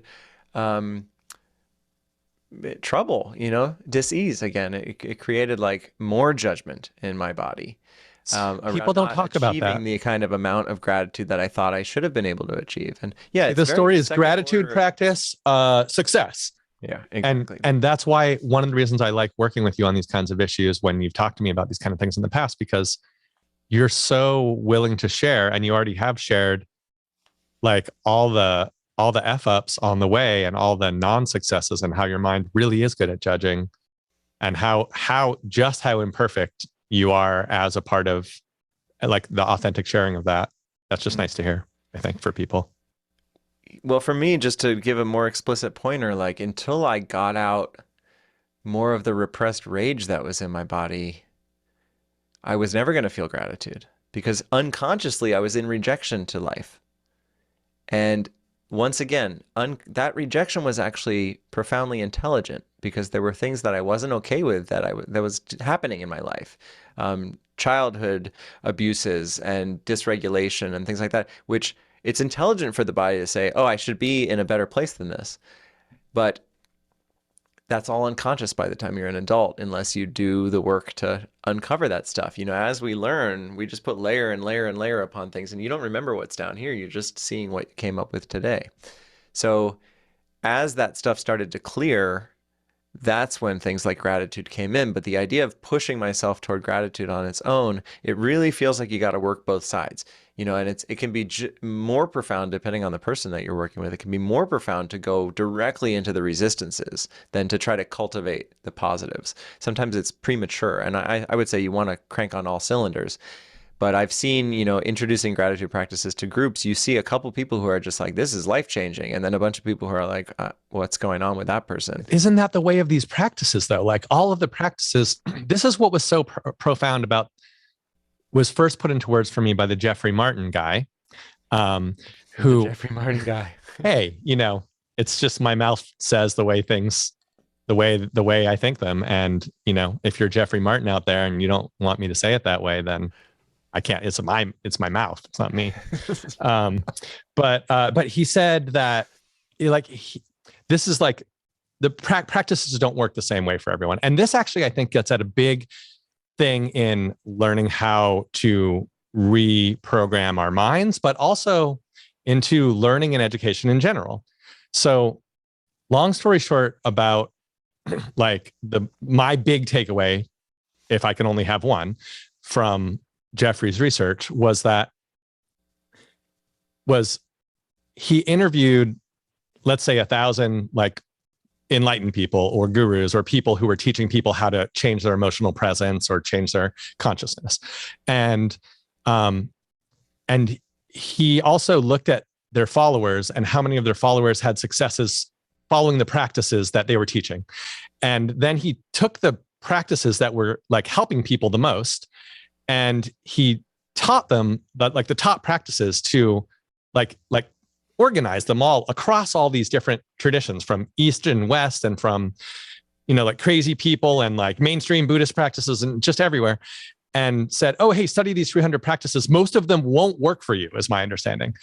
But some of them will work for you at some time. So there'll be locks and keys for you at different times. And that's the importance of knowing yourself and also having someone help you determine like what are you stuck on and where do you need to go next. But I think this is true of learning anything. And that's why we got at the beginning, this breadth first approach of let's learn everything. Like let's just go through and systematically learn everything, especially as opposed to the depth first approach, which I think is emblematic of let's learn what we're interested in learning right now. Let's explore something that we're passionately connected, that our emotions are feeling drawn towards, that our compass is pointing towards in the moment right now. This method of learning seems to like it just seems that learning is complicated and you have to have the right lesson at the right time for the right person, for them in their life right now. And so this idea that we're just going to bestow lessons upon people, like everybody, we're doing gratitude now, or in the school system, modern day traditional, everybody, we're just going to learn the quadratic formula right now. It's disconnected from where the person is. And so it's not that's the lesson's not wrong, but it's a mismatch. And this is why I like the term this is why I made up the term schooling disorder as an alternative to learning disorder, which I think is just like the gratitude practice you were just talking about, that you don't just say, oh, just do gratitude practice and you'll be fine. That's why when people hear that, just do gratitude practice, they're like, shut up. It's not going to work. It's not just going to be fine, because it probably, even though it's a great practice, it's not for them right now. And they're either not ready for that practice or they're just not in the mood to do that one right now. It needs to be something they pull out as a tool. They need a tool belt of all kinds of things to maneuver through life. Like, don't take your key out when you're not at your door. That's stupid. Like, there's different barriers that you go through. Car key for the car, door key for the door. Oh, I'm driving. Better have my rules of driving on: red lights, green lights. Like, you need a tool belt applied at the right time.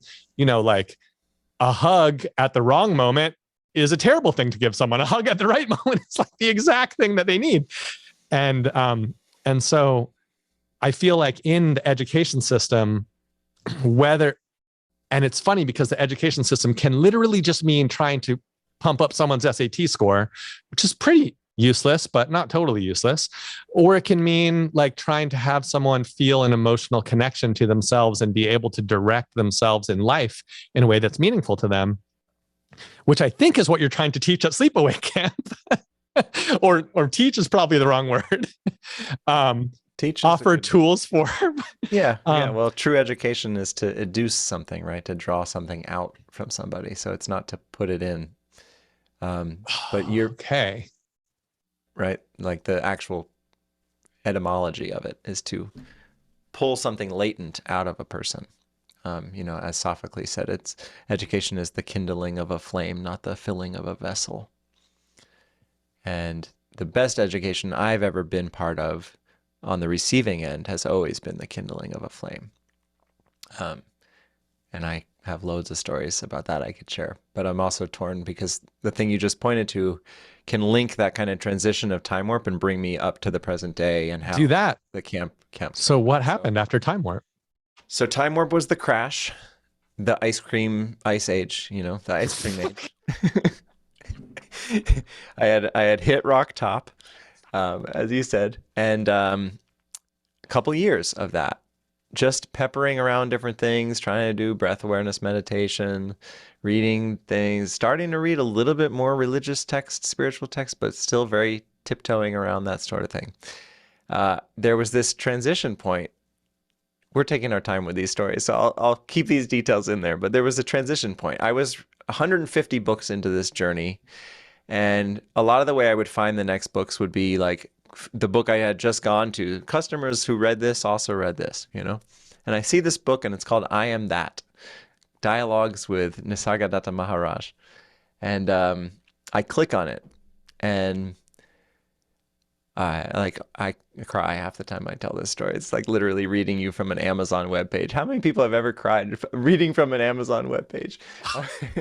You're reading quotes from the Amazon webpage? I was reading the first review of this book, and it literally said, "You've been looking all around you to find the answers to the questions about the mystery of this life, and you finally found the book that's going to answer them." And that was in the review? And that's not all. He said, buy this book, put all your other books away, read this book twice, and then put this book away and do the experiment that he says to do, and you will come to understand the nature of reality. You're reading a stupid Amazon review. This is, you know, customers like this say, you know, but literally I had just been blazing through everything, exactly looking for that. What is at the root of all this? And just reading that, even now it brings tears. They don't flow, but then it was just like, even reading it, I just knew something was about to change. And I got that book. And that was the first time, you know, this is a guy who sold cigarettes his whole life in Bombay. He was not by any means of the standard spiritual guru that you'd ever follow. So I was totally like not going to fall into any of my reactivity about the standard guy on the pulpit kind of thing, because this guy's smoking cigarettes. He died of throat cancer, like whatever. And he ran his shop for 50 years selling cigarettes, but people just started sitting in there asking him questions because he had something going on that was like very awake and joyful and crisp. So he had the right strategy to bypass your personal ego. The cigarette strategy. It's a classic. Totally. Well, I don't think of him being strategic, but no, I'm just kidding. It worked. I think you're confusing the reader. But I started reading what he was putting out there, and he was an uneducated guy, you know, but he was one of the most crisp scientists that I had ever read. But he was a scientist about the nature of your subjective experience, which is a notoriously avoided scientific expedition, right? It's too rife with problems for most people. So they stick with what chemicals are flowing and all this kind of stuff. But, you know, the first chapter it's just dialogues with him. And the first chapter is like, what happens when I go to sleep and wake up? And when you actually like tease that apart, like most human beings have no idea what 35% of their life, what the hell is going on, right? So it's these very simple things that when you tease them apart start to make you question all the things you've been told about the nature of reality. And I ate that book. I mean, that book right now has, I wish it was in this room, it has so many like Indian food stains. I would just be eating and just like reading. I've probably read the book like 20 times at this point. I wasn't listening to the reviewer. You're like, I need to eat dal and korma to understand these teachings. Pour the tikka into me.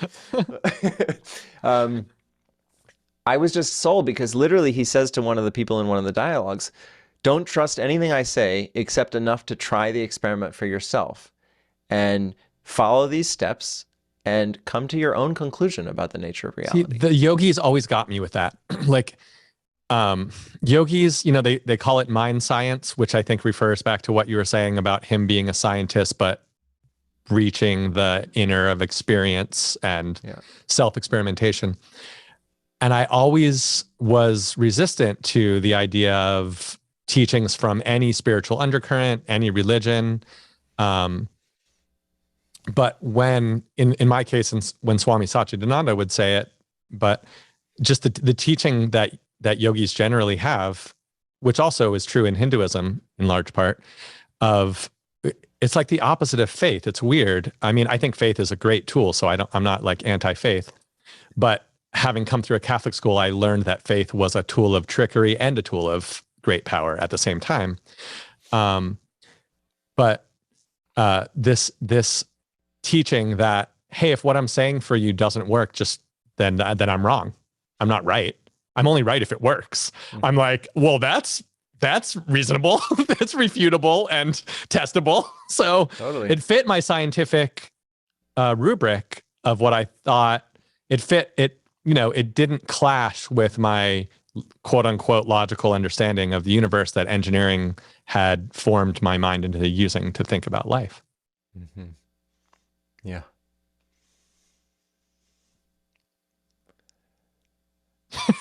The faith thing is so astounding to me. It just really boggles my mind because I think one of the things that I have a talent for now is working with the kind of skepticism that I had, because I had to like work with my mind, which was the most skeptical about everything in this way. You needed to give me citations and proofs and all this kind of stuff. And now it's just plain as day to me that having faith towards X or Y always increases the possibility space at the other end. And that's a completely like rational scientific argument. There will always be a larger psychological possibility space going into an experiment if you go in with the faith to really try the experiment. And there's at least got to be the openness. If you're a good scientific thinker, there's at least got to be the openness that there are psychological spaces that may be only achievable through faith. Well, everybody knows that, like, oh, try this broccoli, but like really just try it. Like, I know you think you don't like it, but like you have to put it on your tongue and chew it around a little to know. Yeah. So the faith does increase the possibility space. It also increases the chance of getting confused or getting lied to or like being tricked. Like if you have faith in something a priori going into a situation that it could work, the more you believe that it could work, the more someone could sneak something by you. And so people are, I think to some degree, rightfully protective of their belief systems in that way. I mean, I was and still am. Totally. And I think that's great. I think anyone that tells you that those things should go away permanently is a swindler. But yeah, the amazing thing about most of the practices that I engage in these days is not that you believe something new, but that you stop believing something that you took for granted. And when you stop believing something, you're actually in a wider context than you were before. It's very plain as day to see that you actually believe less than you did. And that actually is the widening that you've come to terms with. Like, gosh, this is a whole rabbit hole. But let's just say, I was totally into the neo-atheist movement and the Richard Dawkins and the God delusion and the horribleness of religion and all this kind of thing. And now when I look at it, it's like, oh, you're entirely having a straw man argument with the literal interpretations of these texts. And actually, you're stuck in the belief that you're fundamentally the personality. And I don't buy into that anymore. And so I see through everything that you're saying, just plain as day, because the context in which I'm taking that information is now relaxed of belief systems. And that's an amazing thing about waking up from something. I think the reason they call it awakening is because you realize you were asleep to something that's been here. And it's like when someone becomes lucid, if anyone's had a lucid dream before, they can tell the moment before that lucidity came in, they believed the reality of the dream was real. And then you snap out of it. Now, is that me buying something new? Maybe in some really subtle sense, because you're always buying something until that completely dissolves. But in a general sense, you're relaxing a sense of belief. And that's, of all the things that kind of hit my scientific mind mixing with spiritual and personal development practices, that is the one that's like the most beautiful, is that, yeah, you have enough faith and trust to engage in an experiment, but usually what comes out on the other side is, wow, look at what I used to believe and how much that imprisoned me in my life. Like, for example, I shouldn't get angry. Well, that might make you safe in your childhood environment, which is most people that are conflict avoidant. There was a reason, there was an intelligence to do that, to avoid the conflict. So honor that. And now you're an adult and you have no clarity, no sense of conviction, no sense of self-motivation. And you wonder why, instead of realizing that you've actually spent all your life force energy taking all of that clarity and this is not okay kind of energy and repressing it because it wasn't safe for you. You won't even see that that's what's going on in your world. You'll just probably get chronic pain in your body. But actually saying, wait a second, maybe I don't need to believe that my anger is bad. Because when you're honest with yourself, there's always an intelligence that something's happening that you're not okay with. Okay, so some of this stuff is a little abstract. Like, and I'm following you. Yeah, but like, yeah. I feel like we could ground it maybe somehow. Like, I don't know if there's a game specifically we could play with regard to anger right now or not, but at the camp that you're going to run, you're going to be probably doing a lot of things, but you are going to be playing some games too around emotions, right? Yeah, a lot. And so like the stuff you were talking about anger right now, like I think a little bit of it could be concretized if we just like did something with anger, but like Is that possible? Do you know a game specifically for that right now? Or? It is. I'd say for this example, let me just concretely give an example. Okay. Yeah, do that. But there's plenty of games with people. This example is really simple though. I'm in a partnership and I'm angry about something, right? My normal proclivity, let me be even more concrete. I'm feeling like the person that I'm with is just paying attention to themselves all the time and they're not giving me any attention, right? Now, there's a whole load of things you could talk about that. But if I'm conflict avoidant, I'll just internally resent that they're not giving me attention, but I won't confront them with it because I'll be worried about them getting hurt. I'll be worried about them getting angry at me for judging them or having a need around things. So I will keep this thing stuck. I want her to pay attention to me, but I'm not gonna tell her because then she's gonna say, "What are you talking about?" or something like that. Yeah, and there's a lot of levels of skillfulness with which to relay the need I have, but just check first. The intelligence in that anger is that I want and need attention, and that is beautiful, and I need connection, and that is part of my sense of safety in a relationship, and it's very hard. I have never heard an example of anger or any emotion that if you really go underneath the surface waves to the root of it, I've never seen it not be deeply intelligent and deeply beautiful and represent a really natural, amazing need that a social mammal has. So when I was 22, my friend passed away and I was grieving it, and that represented something intelligent. I mean, I think it did, but yeah. I can't see the connection immediately. But yeah, well, grief is a different beast than anger, but grief is an emotion that lets your mind accept that things change.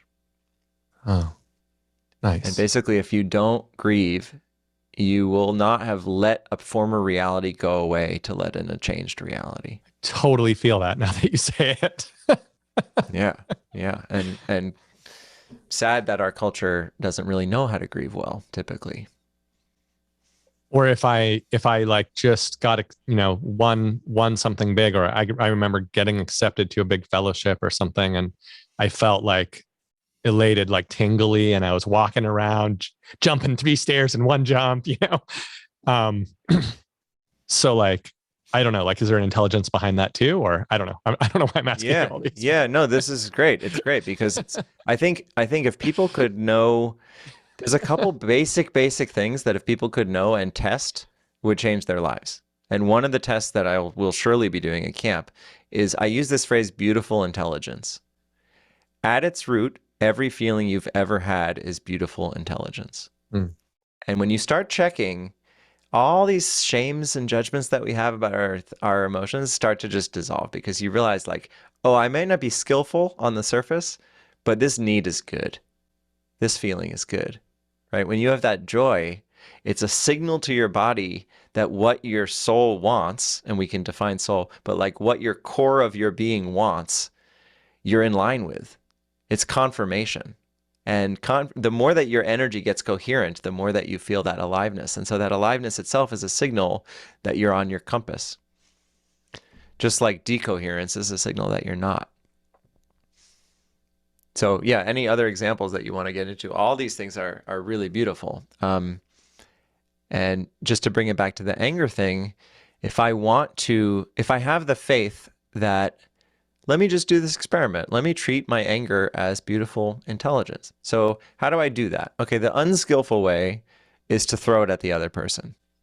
You're not doing this, right? And it's actually still to believe that other people are the thing that has to change for your freedom, just like I was looking for a job or a girlfriend or whatever. That's another general principle we'll talk about at camp. If you believe that your freedom depends on others' actions, you're screwed. See, that's really empowering though, because like it would be great if everyone would do what I wanted so that I could just have things exactly as I wanted. And not just everyone, but like the mud shouldn't be in my way. It should dry up and I should walk on stone paths and the stone should come together and make a path for me, not just people. Why limit it there? The whole world should do anything I want. That would be convenient. But it was really empowering for me. Just the concept that it's all like I can make a lot of most things that are important I can change within myself. And if that's true, like I'd be skeptical about that. But if it's true, that's really empowering, because now I don't need everyone to cooperate with me. There's a lot of people and a lot of rocks and mud and stuff, and it's not going to do what I want. So that's like a losing battle. And so so my only question remains is it true? Because if it's true, that's really useful. Right. And the cool thing about this one is you don't have to believe it's true yet to see the impossibility of the other situation. It's impossible. The rocks aren't going to form the path for me. And my wife's not going to like do the exact thing I want every time.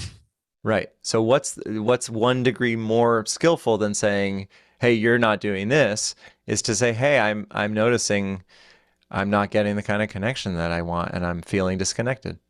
And it's not to put that on the other person at all. It's just to own that this is the feeling that's happening in my body. But the first time I say that, the partner who's not used to hearing me say that might think I'm saying essentially in just another words, you should give me more connection. Yeah. And that can get unwound through the conversation if you are holding the vulnerability that it really isn't their responsibility. I mean, that's another cultural trauma, is that codependence is rampant in our culture, where we actually really believe that the other person's supposed to fulfill those needs. And instead of having an agreement that we're together and we both take care of our own well-being, and then we're there to actually support the growth of both of us, we really believe, okay, you're going to take care of these needs for me, and I'm going to take care of these needs for you. And as long as both of us play those rules all the time, everything's fine. And of course, there's going to be millions of conflicts, because that's not actually the way that humans work. But so we have to change we have to change the underlying assumption that me and my wife have, or the person and their partner have, from we should take care of each other's needs, or like you were supposed to pay attention to me in the example that you gave. So when I say I feel like I need more attention, or you said it slightly better than that, then her thought doesn't jump right to, oh, I should provide that attention to you. The thought is like, slowly we need to dissolve that group understanding, the group assumption that you're supposed to provide these things for each other. Of course, your wife will, or your partner or your friends will provide attention for you, but that's not the agreement. So what is the agreement then? So that's up to you and your partner. Okay. Plenty of people make the agreements that we should be keeping away from the other person's tender spots, and we shouldn't trigger them, and we should make sure that we do what they need so that they do what we need. And it's a completely transaction-based kind of love, but it kind of makes it under the radar in our culture, that's kind of the way that people should be. I can hear someone thinking right now, though, like, shouldn't we stay away from our loved ones' tender spots? So that's really dependent on the relationship. And I think it's really a beautiful thing when someone can own that this aspect for me right now is something that I really don't want to get into. But for me to avoid that saves them from learning that they are allowed to have a boundary for themselves around what they will and will not do.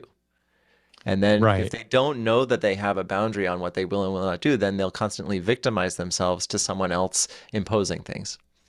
And you'll get this kind of passive aggressive anger coming back at you if you poke at something.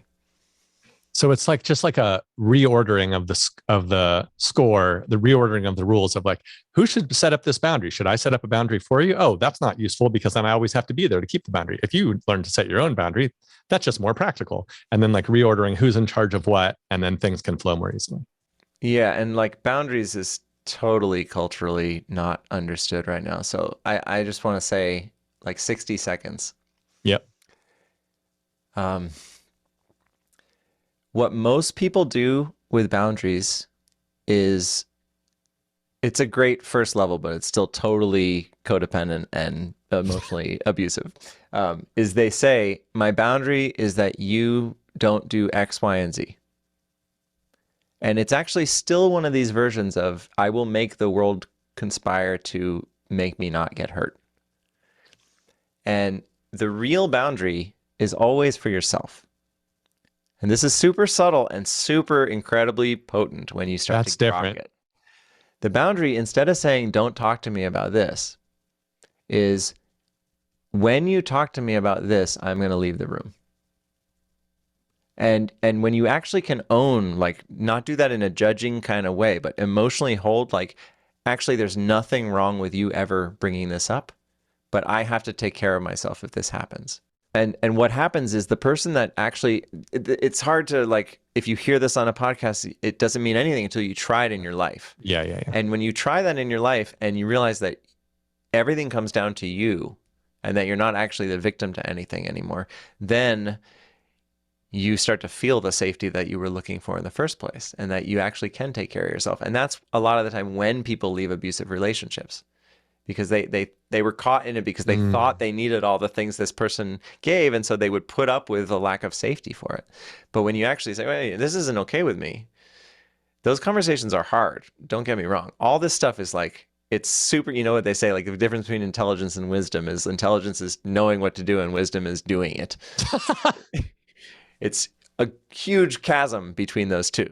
But to actually stand in the fire and say, I'm not going to subject myself to this anymore, is life-altering thing, just to say once in relationship. Yeah. You know, I just wrote a letter a couple of weeks ago to a former partner, a former romantic partner, and it was basically saying, you know, I've held in a couple different ways that I've been unsatisfied with the way that we're interacting. And I don't want to be in that disconnection and distance with you, so I just want to share what's happening for me. And I listed the things, and I knew writing this thing, it was going to be devastating to this person. I mean, we love each other and we're in deep support of each other, but I knew I was holding those in because they were going to hurt. And so when I hit send, I knew I had to process all that. Like, okay, this is going to hurt. This is not something that doesn't hurt, but it's real. And me not saying it, I'm holding myself at a distance from this person. And so the whole goal in saying these things that I knew would hurt was to be in deeper connection. And when she got it and read it, she let me know how devastating it was. And then she thanked me. And she felt through the difficult stuff around it. And we've gotten incredibly closer to be able to talk through it. And actually, only me saying these things out loud did she share how some of those things were happening because of some of her trauma and her conditioning. And we actually could connect on those dimensions, whereas all that stuff was in the quiet. And that was super skillful on her part. I mean, there's plenty of times where you're going to say something and someone's not going to respond in that beautiful way. And I'm not imagining some utopia where every time you're vulnerable and authentic with something, then everyone is going to meet you. They're not. And that's some of the hardest part. But there's a chance for them to meet you. Like, I just saw somebody talk to their mom the other day. And at first the mom yelled, the person said, I need you to like be more there for me on this thing. And the mom yelled at them, and the mom, you know, didn't have training in any of this stuff except through life, you know, like right. We all have emotional training through the wisdom of living. But like a couple weeks later, the mom called and was in a better mood and was like, yeah, I know you need this from me. And I mean, I know it doesn't always work, like you said, but people are pretty reasonable. If you leave some open space and be genuine and authentic and don't attack them, they do realize what you're doing a certain way. Yeah. And if they don't, they have some stuff to work through that isn't your responsibility to take on, and is usually you're just going to be inviting abuse if you take it on. If someone's not like, the classic thing is like, I remember, so I sell slow dance, and so I do customer service and I do social media comments and stuff like that. And every day there's just angry comments that come in, and people are like hating on the product and stuff. Wait, just people seriously hate on slow dance? I thought everybody would just be loving on it. No, because it's expensive.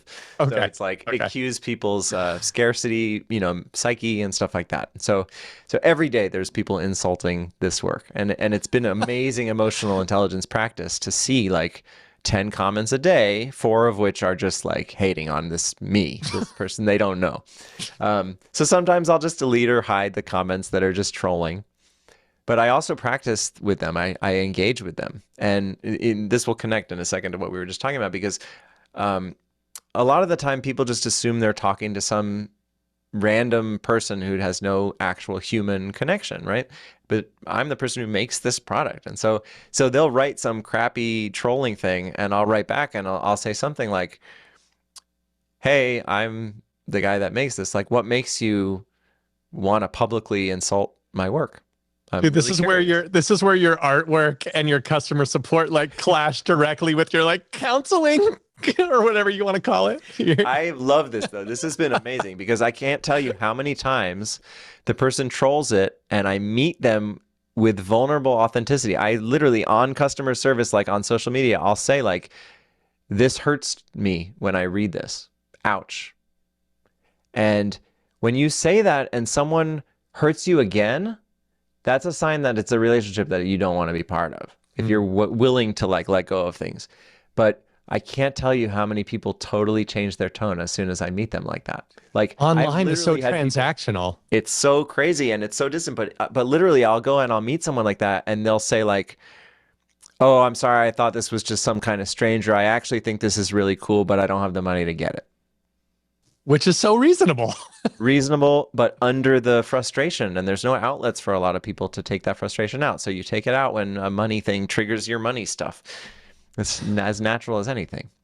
And I had someone continue to troll me a second time, and this was a whole more complex thing that's not worth getting into, but they trolled me a second time, and then I wrote them and I said, "Look, I'm a human being. It hurts when you say this, but also when I apologize for something and then you troll me again, I can't find a sense of faith that you're actually going to listen to what I say. So I'm kind of stuck." And then that's when they totally opened up and they were like, "Oh, I'm totally sorry for hurting your feelings," and blah, blah, blah. And we got into a really interesting conversation. Dude. But it's like, it's a proving ground. What's the word? Is there like a, it's like, what is the word for that? It's like, there's some kind of like archetype that like neutral or like that engages the troll and then the troll transforms or something. I don't know if that's a thing, but I don't have a good word for it, but it definitely is a really cool place to practice, really like low stakes place to practice, which is one of the things about camp is like, we're going to be going into scenarios that are challenging scenarios that you don't ever get to practice. You know, think about it we this need way, practice. we need practice. Think two scenarios I'll tell you about that we never practice. Yeah. One of them is you go to a dance. Right? Every like high schooler knows this feeling of going to the dance. And like, as far as I can tell, 98% of those people are terrified. Unless you take a ballroom dance class, which only like no one does that. 2% does, right? Yeah. Exactly. And that's still, I'm only not nervous because I already developed a certain capacity that makes me not have to feel my nervousness. But it's not just about dancing. It's also about the social relations. And yeah. So you're in this scenario where everyone's afraid and basically no one's talking about it. And no one's initiating the conversation because they don't want to be the first person to say they're scared. So everyone's holding a mask, trying to succeed and accomplish the task of having fun at this thing. And some people start accomplishing it and then they become like more, you know, I'm one of those people that has fun here, and the other person gets social anxiety around those environments. It's just this bifurcation that happens. Second scenario, sexuality. You're in a relationship, you're about to like be physical with someone. Like, most people, ton of nerves around that, you know, balanced with the excitement, and that increases the nerves. And where do people have a chance to feel through what that's like and have a really intensely authentic and vulnerable conversation about all the feelings and sensations that are coming up moment by moment in those dynamics? And to be in a group where you're talking about it and you're with teachers that have spent decades actually, you know, unraveling those dynamics and can hold the space for you and say like, no matter what feeling or thought comes up here, it's going to be fine and it's going to be safe. So just let yourself explore what those things are and share. All of a sudden you get like rehearsal space that like, you know, much more valuable to me than, you know, practicing your times tables or your state capitals for sure. Or even, you know, like practicing a sport or something like that. Like practice going into situations that are difficult for you. Having difficult conversations, telling someone that you're judging them and like owning that, you know, these are the scenarios that don't get airtime in our education.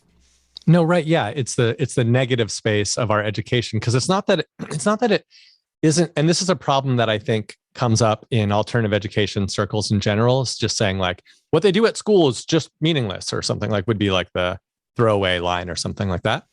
But like, it's not that it's not important to practice times tables. I mean, I practice them with my kids in the car verbally, just in the last week.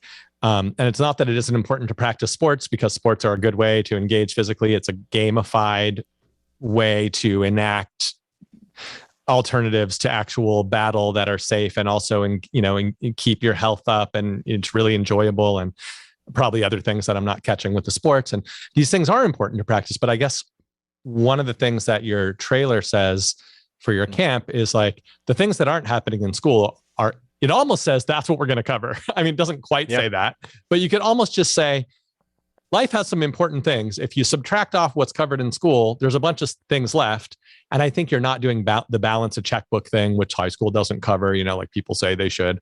But a number of the things that are in the negative space, you're taking head on. And actually the things that are most in the shadow of modern society, which is around emotional space and around fear and taking on challenges and knowing yourself and these kinds of things.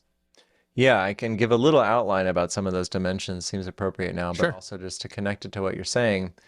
There's an infinite number of things that could be explored. And nothing that I'm saying, as you just said, devalues what's already happening. The fact of the matter is those things on their own have not led to thriving adults. When you look at the statistics, we're actually looking at a graph of anxiety and depression that's what every startup wants, where it's accelerating. But here it's actually accelerating anxiety, accelerating depression, especially in young adult populations. And that's a byproduct of the mix between the cultural and family conditioning and our education. And so there's just got to be, as far as I'm concerned, when you take a really sober look at it, there's got to be the recognition and admission that it's not helping people truly thrive in their internal world. And so what I'm trying to do is identify the main dimensions that are left out most of the time in most people's education and really provide this place, this place where you leave everything you've known, kind of hero's journey style. You leave everything you've known for a month and you just simmer the way that you would in a language learning immersive class. But now you're simmering in physical health and nutrition, including hydration, learning how to cook for yourself, doing yoga and exercise every day, feeling what does that do to your body after 30 days straight? Speaking of which, no cell phone, no internet for a month. That's how does that huge. shift your nervous system? That's a fast. That's a fast. Yeah. And so there's going to be a lot of crashes in the first week because all of people's normal defense mechanisms around getting away from feeling all this stuff in their body are not going to be around. So physical health and nutrition, including for me, it was really huge to learn how to cook at 32 and to realize how little I actually knew how to take care of myself and the sense of independence that comes from that, right? It's crazy, right? So that's the first, you have something to say about that. No, it's just great. Yeah. Yeah. So physical health and nutrition is one. Emotional intelligence, which covers a lot of territory, but I would say in its most basic sense is feeling the intelligence that emotions represent, connecting the mind and the body and thoughts in the felt sense, and actually being able to utilize the intelligence of all that instead of thinking that all this stuff is a problem that I have to deal with. Part 3 is relational intelligence. How does all that kind of internal recognition and navigation reflect in the relational world? All the things that we were talking about codependent relationships, my needs, my boundaries with other people, learning about projection and judgments and how those are a reflection of my own self. All that kind of stuff's in emotional and relational intelligence. Another dimension is creative expression. As Picasso said, all of us are born artists, but the trouble is not forgetting by the time you're an adult. And so we'll be doing a lot around what me and Eric call the never-ending fountain of creativity that's actually available to you all the time, but you've generally forgotten when you're an adult. Eric Gunther, one of your collaborators. Yeah, and he'll be a counselor at camp. So that's the creative dimension. And that's amongst dancing, movement, singing, painting, whatever you writing, whatever wants to be, but especially the things that happen in real time, music and movement, because that's a place where you really have to learn to tune into your own compass and get over that other people are watching and involved to actually find and trust yourself. So that's a huge dimension. Then there's the dimension of self-awareness and metacognition, which is a real cornerstone in someone's ability to live a thriving life, is to be able to see one's own experience and reflect upon one's own experience. And there are massively powerful tools to learning that compared to what the average person goes out into the world after college with. That's a whole rabbit hole, of course. Did I cover them all? I feel like I'm leaving 5. them out, but it's pretty good. It was if you only cover those, I think people will be doing well. Yeah, totally. Totally. Oh, embodiment Oh, we made an explicit one which deeply relates to emotional intelligence, but the real knowledge that you have multiple forms of intelligence and the body's intelligence is incredibly valuable. And I can't tell you how much, like after being in academia for 10 years, how many people live from the neck up and don't even remembered how important the body is in terms of feeling like you're thriving and alive. But for me, that led to chronic pain for literally 20 years that only went away a year ago. Um, Incredibly potent. So yeah, that's the sixth dimension. And to me, learning that's happened in every single one of those dimensions has been critical for my well-being. And like we were talking about before with the Jeffrey Martin's research, the intention here is not that after 1 month someone is done and they've learned everything, but you've given the seeds to 100 different dimensions that are going to be important. And then as the person goes through their life, certain ones of those seeds will be resonant more than others, but they'll know what all those things are. You know, it took me like, for example, it took me like 30 years to be able to feel my dehydration because it was such a normal part of my life. And now that I'm tuned into it, it's so funny. Like a lot of the time after I drink a glass of water, that's when I'll really start to feel the level of thirst that's there. So this is just a micro. This is just like one tiny piece of internal feelers, like proprioception of thirst or something like that. Like we have all these, just like we have senses on the outside of our skin and our other, 5 senses, we have all kinds of internal senses. I mean, the feeling of pain after you do squats, if there's soreness because you went beyond what your muscles were used to, which I wasn't really aware of that because I was living from the neck up as a kind of engineer thinker kind of dude until, more recently. But you have all these internal sensors and in a way, like, I don't know, I don't think this covers your whole camp curriculum, but a lot of it is just learning about how those things work. Like if you count emotions as internal sensor experience, which is not exactly the same as a physical sensor, but just like everything inside the skin, a lot of it is about that. Yeah, I mean, there's so many things that just to say that the reason that I'm working with this age group is because when I look back at my life and then I extrapolate to humans at large, this feels like the highest leverage point that you can ever work with somebody. 3 reasons for that. One, it's really hard once you get a family going to have a good chunk of time to really dive into something, a month, for example. But when you're in college and just after college, like a lot of the time the summers are available for some summer job or something like that. So availability.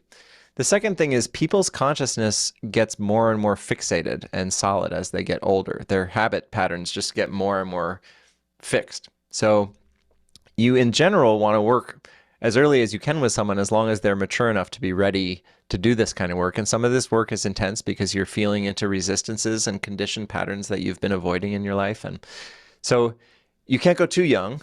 But right when someone hits around 18 to 24 is, depending on the person, they're ready to address. They already are seeing the ramifications of their patterning. They're probably feeling waves of depression or anxiety around that stuff.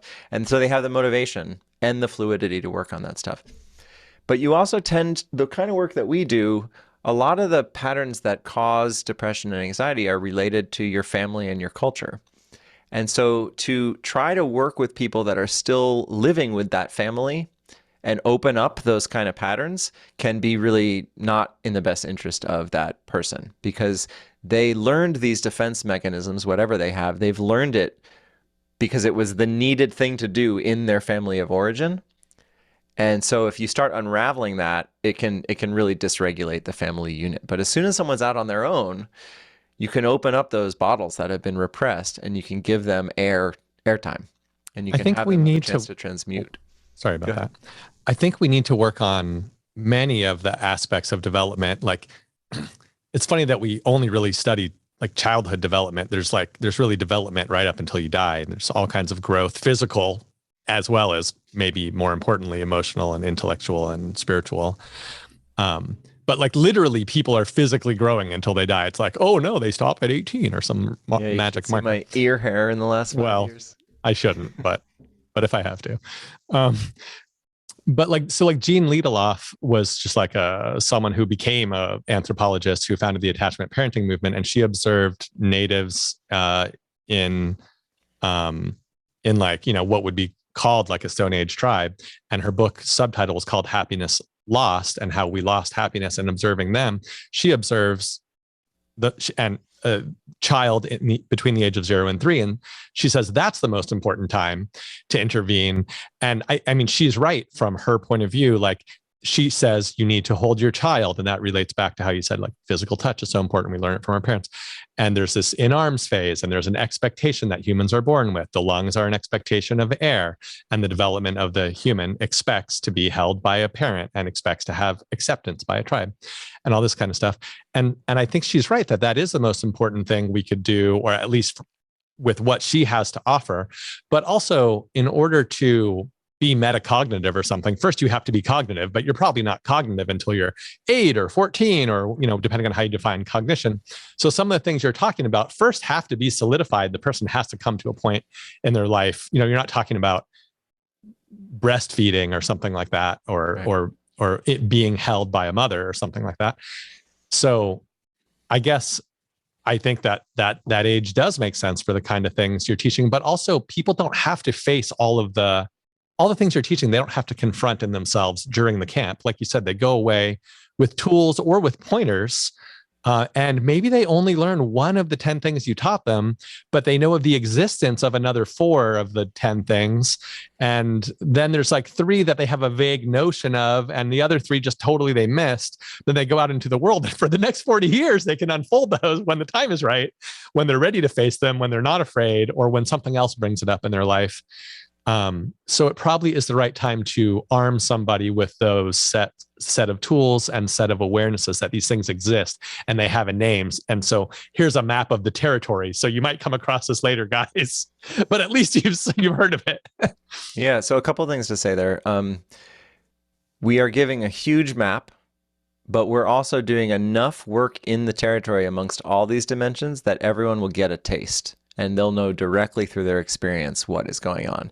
So for example, like one of these one-way streets, as far as someone really takes a look once, it irrevocably changes their life, is that you are not your thoughts, that you are listening to your thoughts, that you are the awareness that is listening to your thoughts. And anyone can check, because they can make those thoughts say things. Like right now, I can make my thoughts inside say, you're listening to this voice, come in loud and clear, that sort of thing, So that's just a seed, of course, but when we spend hours talking about awareness and metacognition and actually doing experimentation, you live in the territory enough to start to feel it. And you can no longer be utterly fully identified with thought. It's a one-way street. And that's not saying that someone's going to get fully disidentified and get awakened and everything like that. It's not even the point.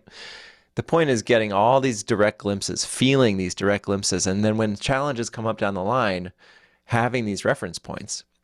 And having these tool sets that like to really cultivate. Like we just take for granted that you go to the gym to get your biceps strong, but we don't take for granted that if you meditate, you can strengthen concentration, change the way that you think about your life, therefore change your well-being, et cetera, et cetera. I really love this glimpse, this sense of a school of glimpsing.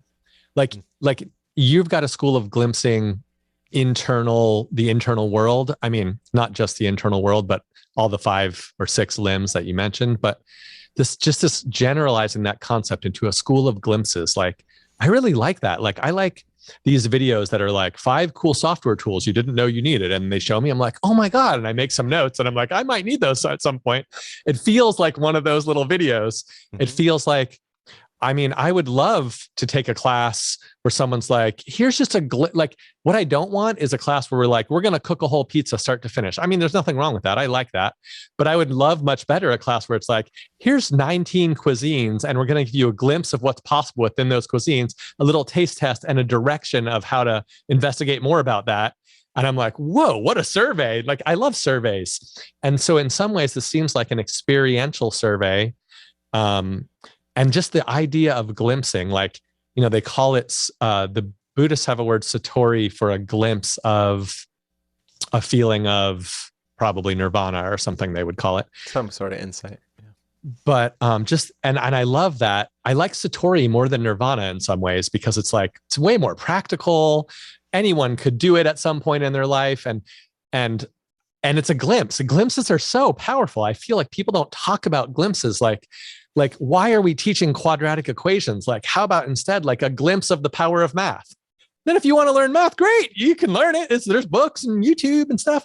Or like a glimpse of what it feels like to like run and kick a soccer ball. Like they have this class here called Little Sports, and in 8 weeks they'll be introduced to all mainstream sports, and they won't play like football, but they'll like throw a football, and they won't play soccer, but they'll kick a soccer ball into a goal and they'll pass it to each other, and they'll just have these little glimpses of all the sports. And I just feel like that's just such a powerful underutilized, not everything should be glimpses, but it's an underutilized teaching, a way to organize classes. And it's so powerful because it's so respectful, and it's so like it's like such an offering. Like, here, let me just like, here, like taste this, taste that, and then follow your life after that. Here, I'm gone. Like I'll let you taste everything. Yeah, I think it's so beautiful. I think the balance is that it really has to be an actual glimpse. It's like very easy to just make lists of things and not have people know something through experience. And it just goes in the mind. And it's very different to get enough of your toes in the water that you experientially feel that there is some kind of shift here. And I might not know where that goes if I did this for 100 hours, but I felt something directly. And that feeling is a type of knowledge that can never be supplanted by mental knowledge. It's like tasting a strawberry. Like if you didn't have other tastes to compare it to and you had to describe a strawberry, you're screwed. Right. Experiential glimpses. Yeah. Yeah. And it's got to be deep enough that someone has a chance to metacognitively, oh, okay, that was different than the normal. And then once it's logged metacognitively, then there's the incontrovertible kind of shift. And that might come to fruition 30 years down the road.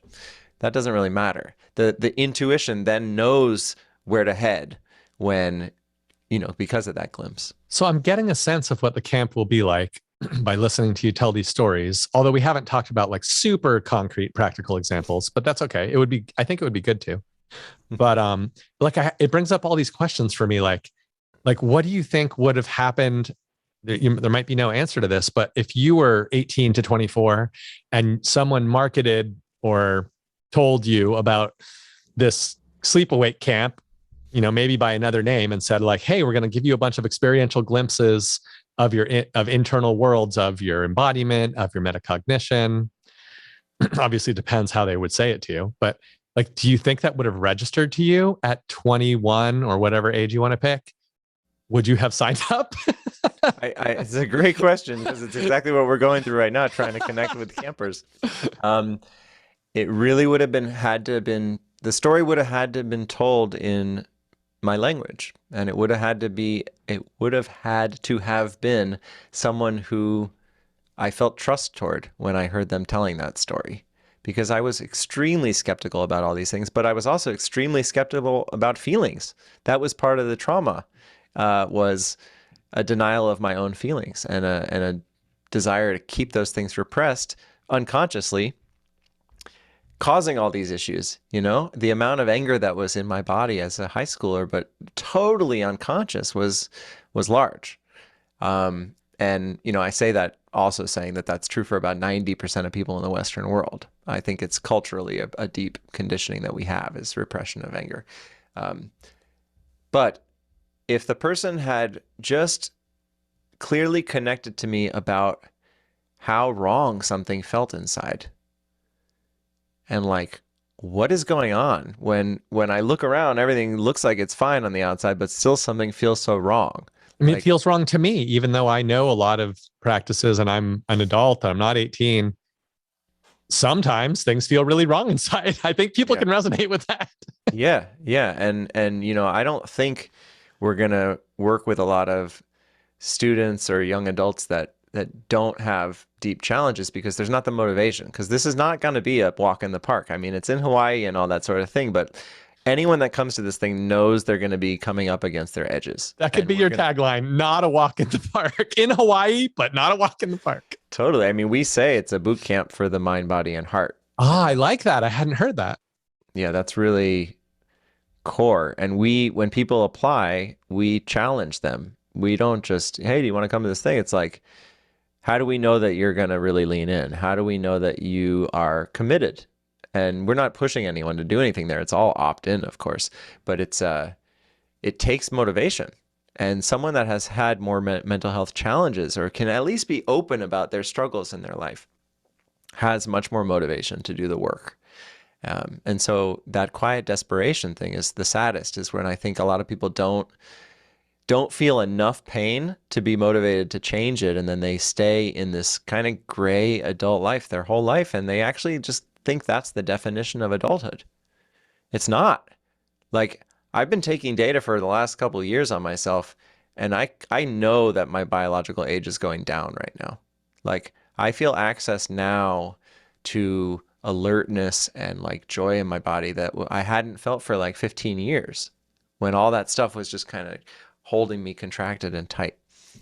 And that's possible for everyone as far as I'm concerned. That's not by any means a special case. But no one's going to be motivated to do that unless the pain has reached a certain threshold. So if people go through this camp and you look back at it 6 months from now, like you run your first, it's really not your first, right? Because you also taught a number of, this is not your first camp, right? It's your first camp, but it's not your first workshop. It's not your first session. You've been doing nothing but running workshops for 5 years now. But before that, you also were working with kids at some school near Boston on creativity and things that weren't just straight academic education, right? Like, yeah, in fact, I did it was at New View, which is an experimental high school that some friends from MIT started. And it's all project-based learning. And so I had taught sculpture there and stuff like that, but then I asked them if I could do a 3-week intensive on emotional intelligence and vulnerability. Right. And luckily they said yes. And we had 7 high schoolers. And that was like my first really deep taste. I've done facilitation in different groups, but this is when I really tuned into like, oh, this is the age group. To bring it back to Gene Liedloff, like all the age groups are hugely important, but right. How do I intersect with that world? Yes. This is the place where I could have been reached and probably not had 15 years of depression. Like straight up, literally, the camp I'm designing right now, if I had been able to go to that camp at 18, would have unraveled my depression. And there would have been plenty of habits that I needed to spend more than a month to re-regulate in a different place. But the whole idea of it would have just been like pop the bubble. You see through it. You know exactly what's going on. You know exactly why it all feels wrong. You've decoded the trauma in your family and ancestry. Like you've seen why these things are happening. You've seen why your mind acts this way, and you can't unsee certain things. And that's why I'm functioning with this age group. And when we were working in New View in the high school program, it's a younger age group. And so I was really deliberately not bringing up the really deep kind of family conditioning and stuff, because these people go home every day to that family. And by the way, this is not blaming any family. Like, how many of us as parents, and I'm not even a parent, but how many of us was raised with well-bounded yet unconditional love? Like, I know like one person who had one parent who was kind of like that, but that's after checking with like hundreds of families. So we're all we need a camp for parents also. Yeah, well, actually, it's ironic. When I finished the high school program, one of the things I told them is I can't run this again here unless I can do a weekend workshop with the parents of the students that are here. Because if they leave with all this new openness, which they all do, and they can't get met in it because their parents don't have any context for it, then it can actually whiplash and get more contracted because they're like open and then they try it and then it doesn't work with their family and then they distrust the whole thing and contract back down. And so that's the other thing about this transition is, when you're 18 to 24, you're leaving the nest. You're meeting all new people. Like you can go to a program like this, like anyone that's been to like a week or 2-week workshop, they know that typically you leave in this really expanded place. And if you could just meet all of your new environment then, and have that be the only you that they know, like all of a sudden that's the inertia people are going to hold you to instead of this former you and your patterning that you used to play out. So there's a lot of uniqueness about this transition time. So if this is successful in some sense, like what will make it successful? Like you're going to run this camp. I mean, lots of good things are going to happen. Things are going to go wrong. What do you hope to see? How do you know that things are working? What are you going to look back on? What makes this a success? Yeah, well, there's a couple different ways, even just ways to even hear that question. But Okay, I would say internally, it's usually very clear. Like I facilitated a program this past weekend to introduce some people to the work, and my aliveness goes up. Like you were talking about your joy a while back. Like my coherence goes up when I'm in that world. And so I know that I'm actually stepping toward the direction that I want to be living. So you're that's connecting kind of to internal. everybody. They're coming alive. You're feeling alive when you're connecting to I'm at my edge, holding that space. I'm challenged in every single second for how much can I be present for exactly what's coming up and how subtly can I sense that and respond to it. It's that flow that you get into after thousands of hours of playing in a certain space, and you're really at your learning edge. But from a completely other side, the month is not the whole program. The whole idea is that we're going to have a month intensive and follow it with a year of integration support so that these things that are seeds can actually be watered and watered and watered. And when someone goes out and they have a real tragic interaction by trying some of these tools, they can come back to this group and regroup and get the feedback and learn from it and get back on their feet. And so what we're trying to do right now is set up the data study where we track these people's well-being before camp, a month before camp, right at the end of camp, and then 12 months down the line. And all I'm concerned about is 12 months down the line, because I've seen tons and tons of experiences that people have like a cathartic opening, but it doesn't do anything to integrate into their lives long term. And what I'm really interested, I would be super psyched if no one had any cathartic anything, but everyone's well-being went massively up down the line because people were going into the conflicts they had been avoiding. They were open to their emotions. They learned from their emotional experiences. They had metacognitive awareness about what they were doing, like all these kind of skills. So sounds like when someone goes to a good counselor and then their life's better 2 years from there. They go to a good counselor 10 times and then their life just keeps getting better. It sounds like that kind of. Yeah, exactly. And if it doesn't do that, then I don't want to be running the camp. Like the interest is in the actual outcome. I can have fun in this kind of way in a lot of different contexts, but this camp specifically is a hypothetical experiment or a hypothesis that if you set up this environment, and the length of time is really critical. Most of these kind of retreats are like a week long. And what I see in them is that day 4 or 5 is when the sense of safety and trust starts to really open up and people take more risks with being them fully themselves. I see that at camps that I'm at. And if that's what I call the permission spiral begins, where everyone sees someone take a risk and come out on the other side more free and more expansive, but having gone through something that was challenging for them, your nervous system and your mirror neurons come online and say, that's what I want. Oh. And that's principle number 1 of camp, is the permission spiral, is explicitly knowing that that's what we're all doing for each other. And every time someone takes a risk, I remember when I was doing the high school program, that was like one of the most touching experiences of my life. We have 2 days left in this 3-week thing, and people are testing the waters and feeling through stuff. But all of a sudden, one of the men in the class said, 17-year-old says, I want everyone's support with something. And first of all, a 17-year-old man saying, I want everyone's support with something, is already to me like an unheard of kind of experience in our culture. But he said, I've been suicidal. I want everyone to sit really close to me and surround me. And I want to tell you all the horrible things I think about myself. And I want you to tell me they're not true. And for an hour, he just finally, for the first time in his life, shared what this inner critic had been back saying. At New View? Yeah. So this is one of your first experiences leading a group of people through emotional stuff. Yeah. And I had been doing more stuff with adults, but this is my first in this age group for sure. Okay. And he said this very straightforward request. I have this inner experience and I want to share it. And it ended with him and one of his other friends, another 17-year-old boy or man, crying in each other's laps, and like him feeling how much he was valued by his friend in a way that he wasn't letting in. And everyone's crying in the room. And that was so touching. But maybe the most touching thing was right as that settled out, 5 of the other students privately said to me, "Can I go next?" Wow. And so the last 2 days, we just spent, everyone got 90 minutes, and someone confronted sexual assault, someone confronted an eating disorder. So all these things just naturally, the back pressure, as soon as your body knows it's safe, the back pressure of your whole life rushes in like a flood, and it says, I got to get out of this thing, and I'm going to just let it out, and it's actually going to be safe.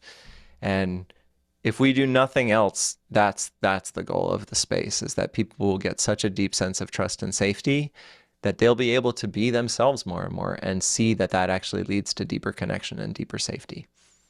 That I feel that, right? Like that story. And I feel like we need more concrete stories like this, which I guess we'll have after camp. And you have a bunch of them from the workshops that you've been doing.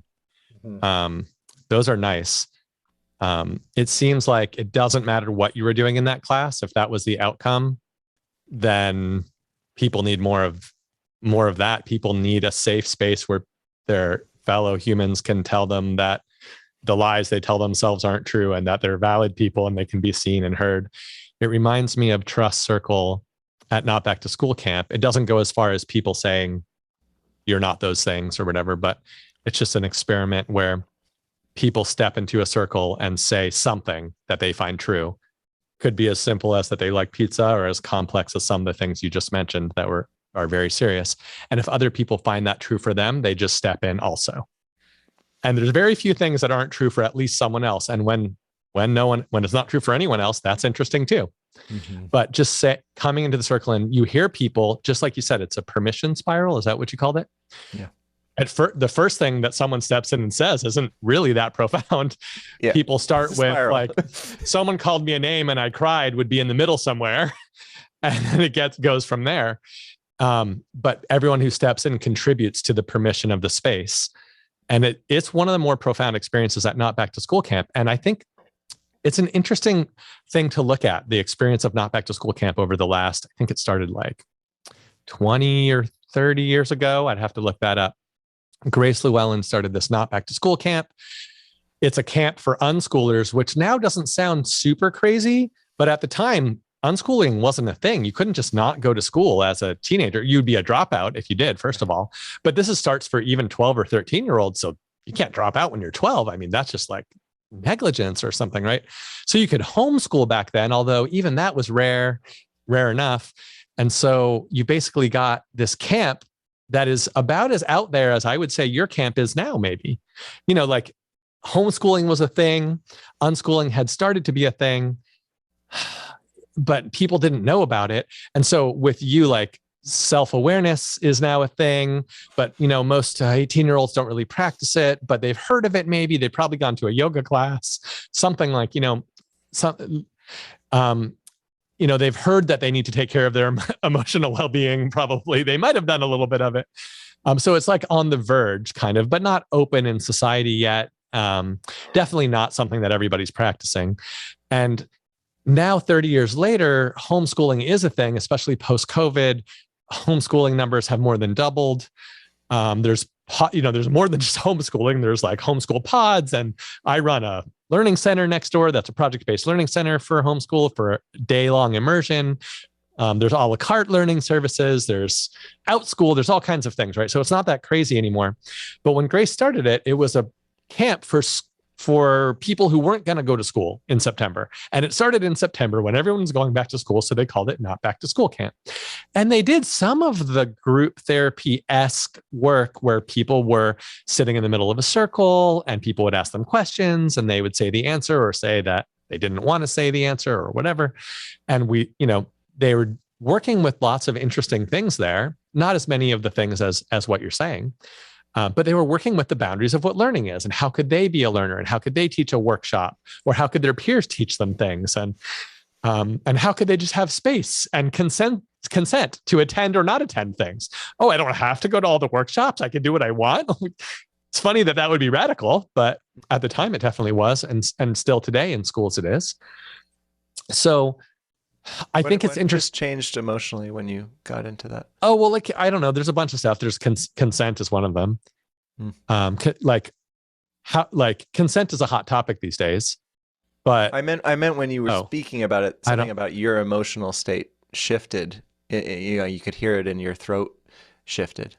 Well, I mean, for one thing, Not Back to School Camp had a profound effect on me in a way that I hope your camp has on people. Probably not the same way, but in a similar way. And Not Back to School Camp did permission me to be my best self in some sense. And while we were there, we wrote letters to ourselves that she would then mail to us 6 months later. Mm-hmm. Because a lot of people have a feeling there that there's something more to life and that something is awakened in them and something is special. And so you write a letter to yourself to remind yourself, because, oh, well, what about integration 12 months later? Do you just go back to being the way you were? So this letter is just one small technique so you can talk to your future self. And all she does is hold the letter, for you. Yeah. I'm just feeling, it feels like I'm really viscerally feeling your gratitude as you speak about it. Well, I'm grateful to Grace, and she needs to come on this podcast and explain how she started the camp and how she had the bravery to start it, because she was a school teacher and something wasn't right. And she wrote the Teenage Liberation Handbook, and it was about liberation. And I don't think it was about liberation in a different sense than what you're offering, even though she doesn't talk about emotions quite as much as you do and doesn't talk about awakening quite as much as you do. I think she probably refers to emotions and awakening, I think that there is permissioning, and there was all this stuff in the Teenage Liberation Handbook that was liberating. And it really was helpful for me. And I was only a counselor there. I wasn't even a camper there, but I got all this benefit. But if you look at what the camp did over time, at first it was a crazy idea with a small number of people. Well, that's what you're doing right now. And as it evolved, it came to be multi-site. There's one in Oregon, one in Vermont, and one in Southern California. And it ran for, the sessions were 1 or 2 weeks, but there was like 6 sessions, eventually. And there still are. It's just COVID. It was a little bit slower in COVID, but there were, it grew to be all these sessions, and some campers would come for multiple sessions, and they faced a lot of the same challenges that you face about like equity. And so they had like a work trading, and they had scholarships, and all these things come up as it will with camps. And I think camps is a great model for introducing new types of learning. A workshop is a tiny camp. A camp is a temporary intentional community of sorts, and intentional communities are very powerful tools. And I think temporary ones are really practical ones. I think long-term ones are really interesting, but I like temporary ones. I'm really excited about those. And so I guess this leads to all kinds of, useful structures to discuss what you're doing. But I like to think about what happened to Not Back to School Camp over time, and how it really kind of, I'm not saying Not Back to School Camp by itself, but the unschooling movement and the homeschooling movement has really succeeded in a sense where it's not obscure anymore, and it's folded into society in some sense. Like there's lots of laws that support homeschooling, and not just for religious purposes, but for all kinds of reasons. And there's lots of services that have come online to assist homeschooling, all kinds of an ecosystem of learning environments that have come online, especially after COVID, really accelerated that. And so to some degree, it's succeeded. To some degree, it hasn't fully disseminated into society. So like, what does a successful unschooling movement look like? And really, unschooling is even in the name, you can see the fighting against what was already there. It needs to move beyond that to be successful. There needs to be a proposal of positive things that are in cooperation with, or that are the opposite of, or that not just the opposite of, but that are new seeds of growth. Like the first movement is a punk rock movement. It's a teardown. The second movement is a rebirth, and it supplants the original system by offering something so clearly better that people just take it up and start doing it. So it's not about tearing down schools. Schools offer lots of great things. And that's a mistake that a lot of alternative schoolers fall into, is saying schools are the enemy. No, schools offer lots of great things and are missing some things and offer some things that aren't helpful, and different people need different things. So we need an ecosystem of things. We need a more complex model. Now that we have a more complex society, we can offer a more complex model. So I just think it's interesting for you to think, if if Not Back to School Camp succeeded or failed in certain ways, what should it have done differently, or how did it succeed, and how did that enter society? And this is not a question, but I think it's interesting to think, if Sleep Awake Camp grows, let's say, to the size of Not Back to School Camp, as one example, in 20 years, let's say, although the pace of society is faster now, how will it succeed, and how can you learn from Not Back to School Camp's shortcomings so that you can succeed even better? This is not really a question, but I just think it's nice to look at neighboring. I have responses. Oh, great. Sure. Do it. Before I answer that question, though, I want to just kind of call out another parallel thing that's happening here, which is there was a lot of emotional communication happening just then. And, we've had a couple waves of different emotions that are not just kind of joyous excitement to share ideas over the last couple of hours, but that moment was, I just want to tease it apart for a second for a couple of reasons, because your emotion and passion toward this topic and me feeling it viscerally, having almost nothing to do with the words that you were saying. I actually kind of started to lose track of the words because there was so much emotional communication that it brought me to tears. And it woke up that, like, we're so used to the numbness that when someone dips in, they give everyone permission, if they're ready, to also dip in. And you helped me dip in, like, to the hugeness of the challenge that's at our feet here, to the need in just like, we meet one person and you see the level of need in one person, and then you realize there's hundreds of millions of people that are in that need. And I wanted to bring it up because that's exactly the type of thing that 20 years ago I would have been really uncomfortable to feel, the kind of let the grief come in. And the reason I bring that part up is because it's really, really hard to have gratitude without having grief. And in Buddhism, they talk about the Buddha nature inside difficult emotions. And they say, basically, if you're not willing to not resist these difficult emotions, you're going to lose the intelligent core of all these emotions. And if you're not okay with grief, you will feel numb and you won't feel gratitude.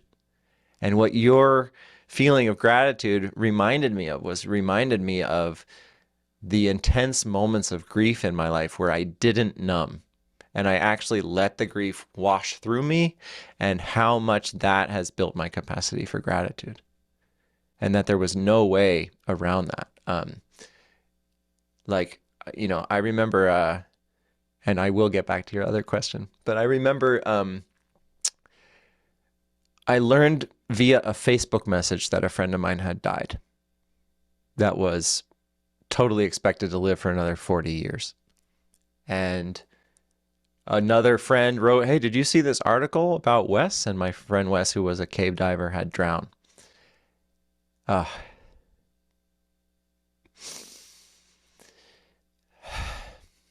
haven't thought about that in a while.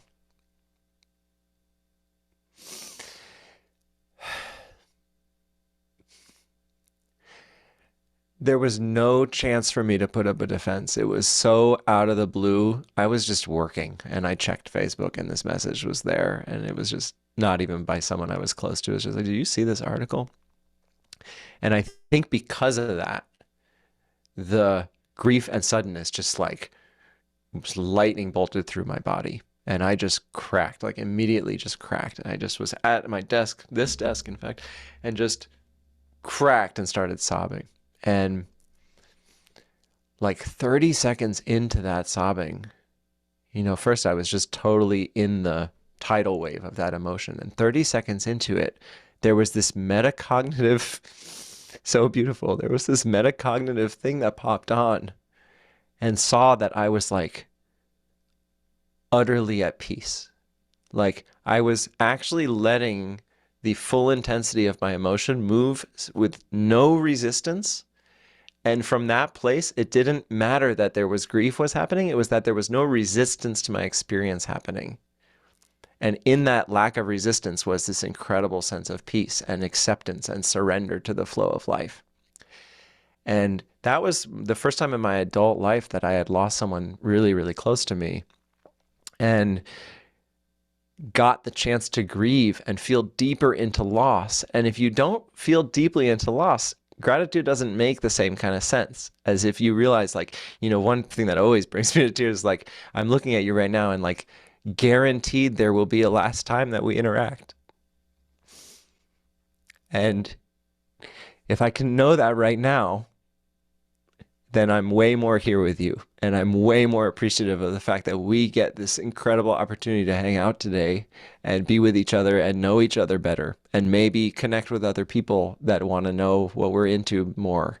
And the grief is like this rain that cleans off all the numbness out of a human, and reminds us that everything in the manifest world is coming and going, and don't fake yourself out, because you're going to miss a lot of beauty. So that's beautifully intelligent to me. And if you're not around, especially men, if you're not around a bunch of men that know the beauty of crying and grieving, it's just not part of your human experience. And it's what I call a trauma of omission. It's the hardest kind of thing to deal with, because you don't even know there's something wrong. You just haven't seen men be emotional. And that's a big cultural trauma right now. But it's not like someone hit you in the face and then there was a trauma. It's like, what's going on here? Those things can go unseen your whole life. But if you go to a place like Sleepawake is going to be like, there's no way you leave not understanding that part of the human experience. You're going to see every single emotion, and you're going to see the safety and the beauty and the intelligence of every single emotion. And that's an irrevocable shift. To tie that all into what you were saying, like there's a very clear vision to me. And the vision is, as you spoke about with Not Back to School Camp, is to see the need for this. And to me, the vision is, I'm in large part setting up this kind of data study to legitimize that in anyone's eyes, this is definitively what's happened. Like me reading The Neuroscientist, like you go to this camp and it changes your well-being. Because I've talked to people at MIT and Harvard and Stanford and these higher institutions that have a ton of people that are incredibly, skilled and passionate and have intense mental health challenges. And I'm trying to make the case that this benefits everyone to make a part of our standardized higher education. And so I'm trying to build a first data set with the idea that 5-10 years from now, 5 to 10% of an incoming class is going to go through a program like this and actually re-stabilize the cultural norms of that entire class. Like we were at Bexley Dorm, which had a totally different kind of cultural norms that start to suffuse themselves through the entire undergrad class. And I think if you had, for example, 100 people, instead of living at Bexley, 100 people from the MIT in class go to Sleepawake, have this entirely different set of emotional regulation tools, communication tools, conflict tools, embodiment tools, like et cetera, that they're going to find everyone's grades going up, everyone's stress going down, everyone's quality of life going up, and people being more effective at their jobs, more passionate about their jobs. So like the gains are going to be so clear that starts to infuse itself into higher education at large. I almost have nothing to say. That sounds great. I'm excited. I'm glad you're doing the study. I mean, it's funny because you shouldn't have to quantify it. Nicholas Negroponte, the founder of Media Lab, would say, like, if you have to quantify it, then the effect's not clear enough. Like people should just be like, oh my God, look at that. And they probably will be that way with this. And it does seem like you don't actually have to do this camp perfectly. It seems like you have to keep people safe. When I say not have to do it perfectly, I don't think you need to maximize their emotional learning. I think there's a lot of low-hanging fruit around emotional learning. And if you just do some of it in a fun way and keep people safe and help them integrate, that's a success. It seems like if we're in the startup world, it's like, oh yeah, it's like this field is ripe for innovation. Like it does seem like there's just a lot of ways that this can succeed if you stay out of if you keep people feeling safe and if you stay out of any of the hard parts the dangerous parts of this. And there's just because there's so much success to be had. And when I really saw the vision for it was when you were talking about when you're talking about like, oh, we could integrate this into a, let's say, a dorm or something like that, and everybody would be a little better. And it just seemed obvious that everybody would be, especially after running the camp a few times and realizing which teachings worked best and which teachings were kind of like maybe messing up a little bit, if there are any, and a little bit of smoothing of that out. And you just see cultures emerging from Bexley Dorm. You see cultures emerging from fraternities, in some of them positive, like volunteer work, many of them negative. And you see cultures spring up from just a little bit of cohesive group work.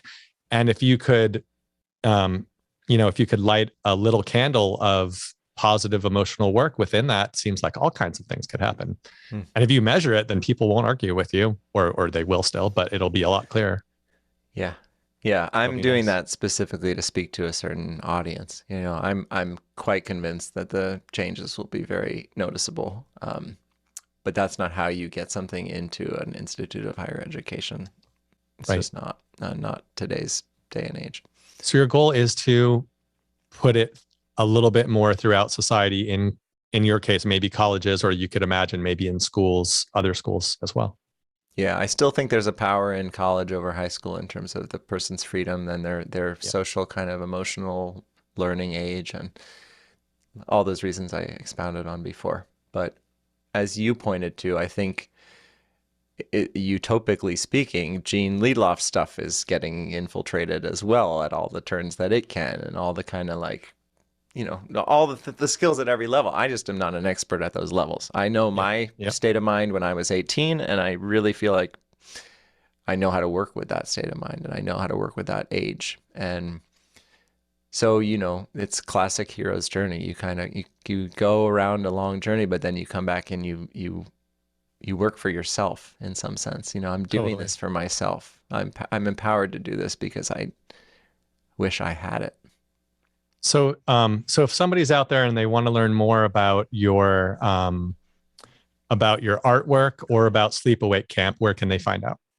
My artwork is at beast.st. There's no .com, and sleepawake.camp, and it's sleep awake, not sleep away, but that's the pun. .camp. And that has all the stuff, including like a half-hour talk by me and my co-founder Kat on the vision and why we're doing this, and feeling through it in detail with the whole curriculum and all that sort of thing. Okay.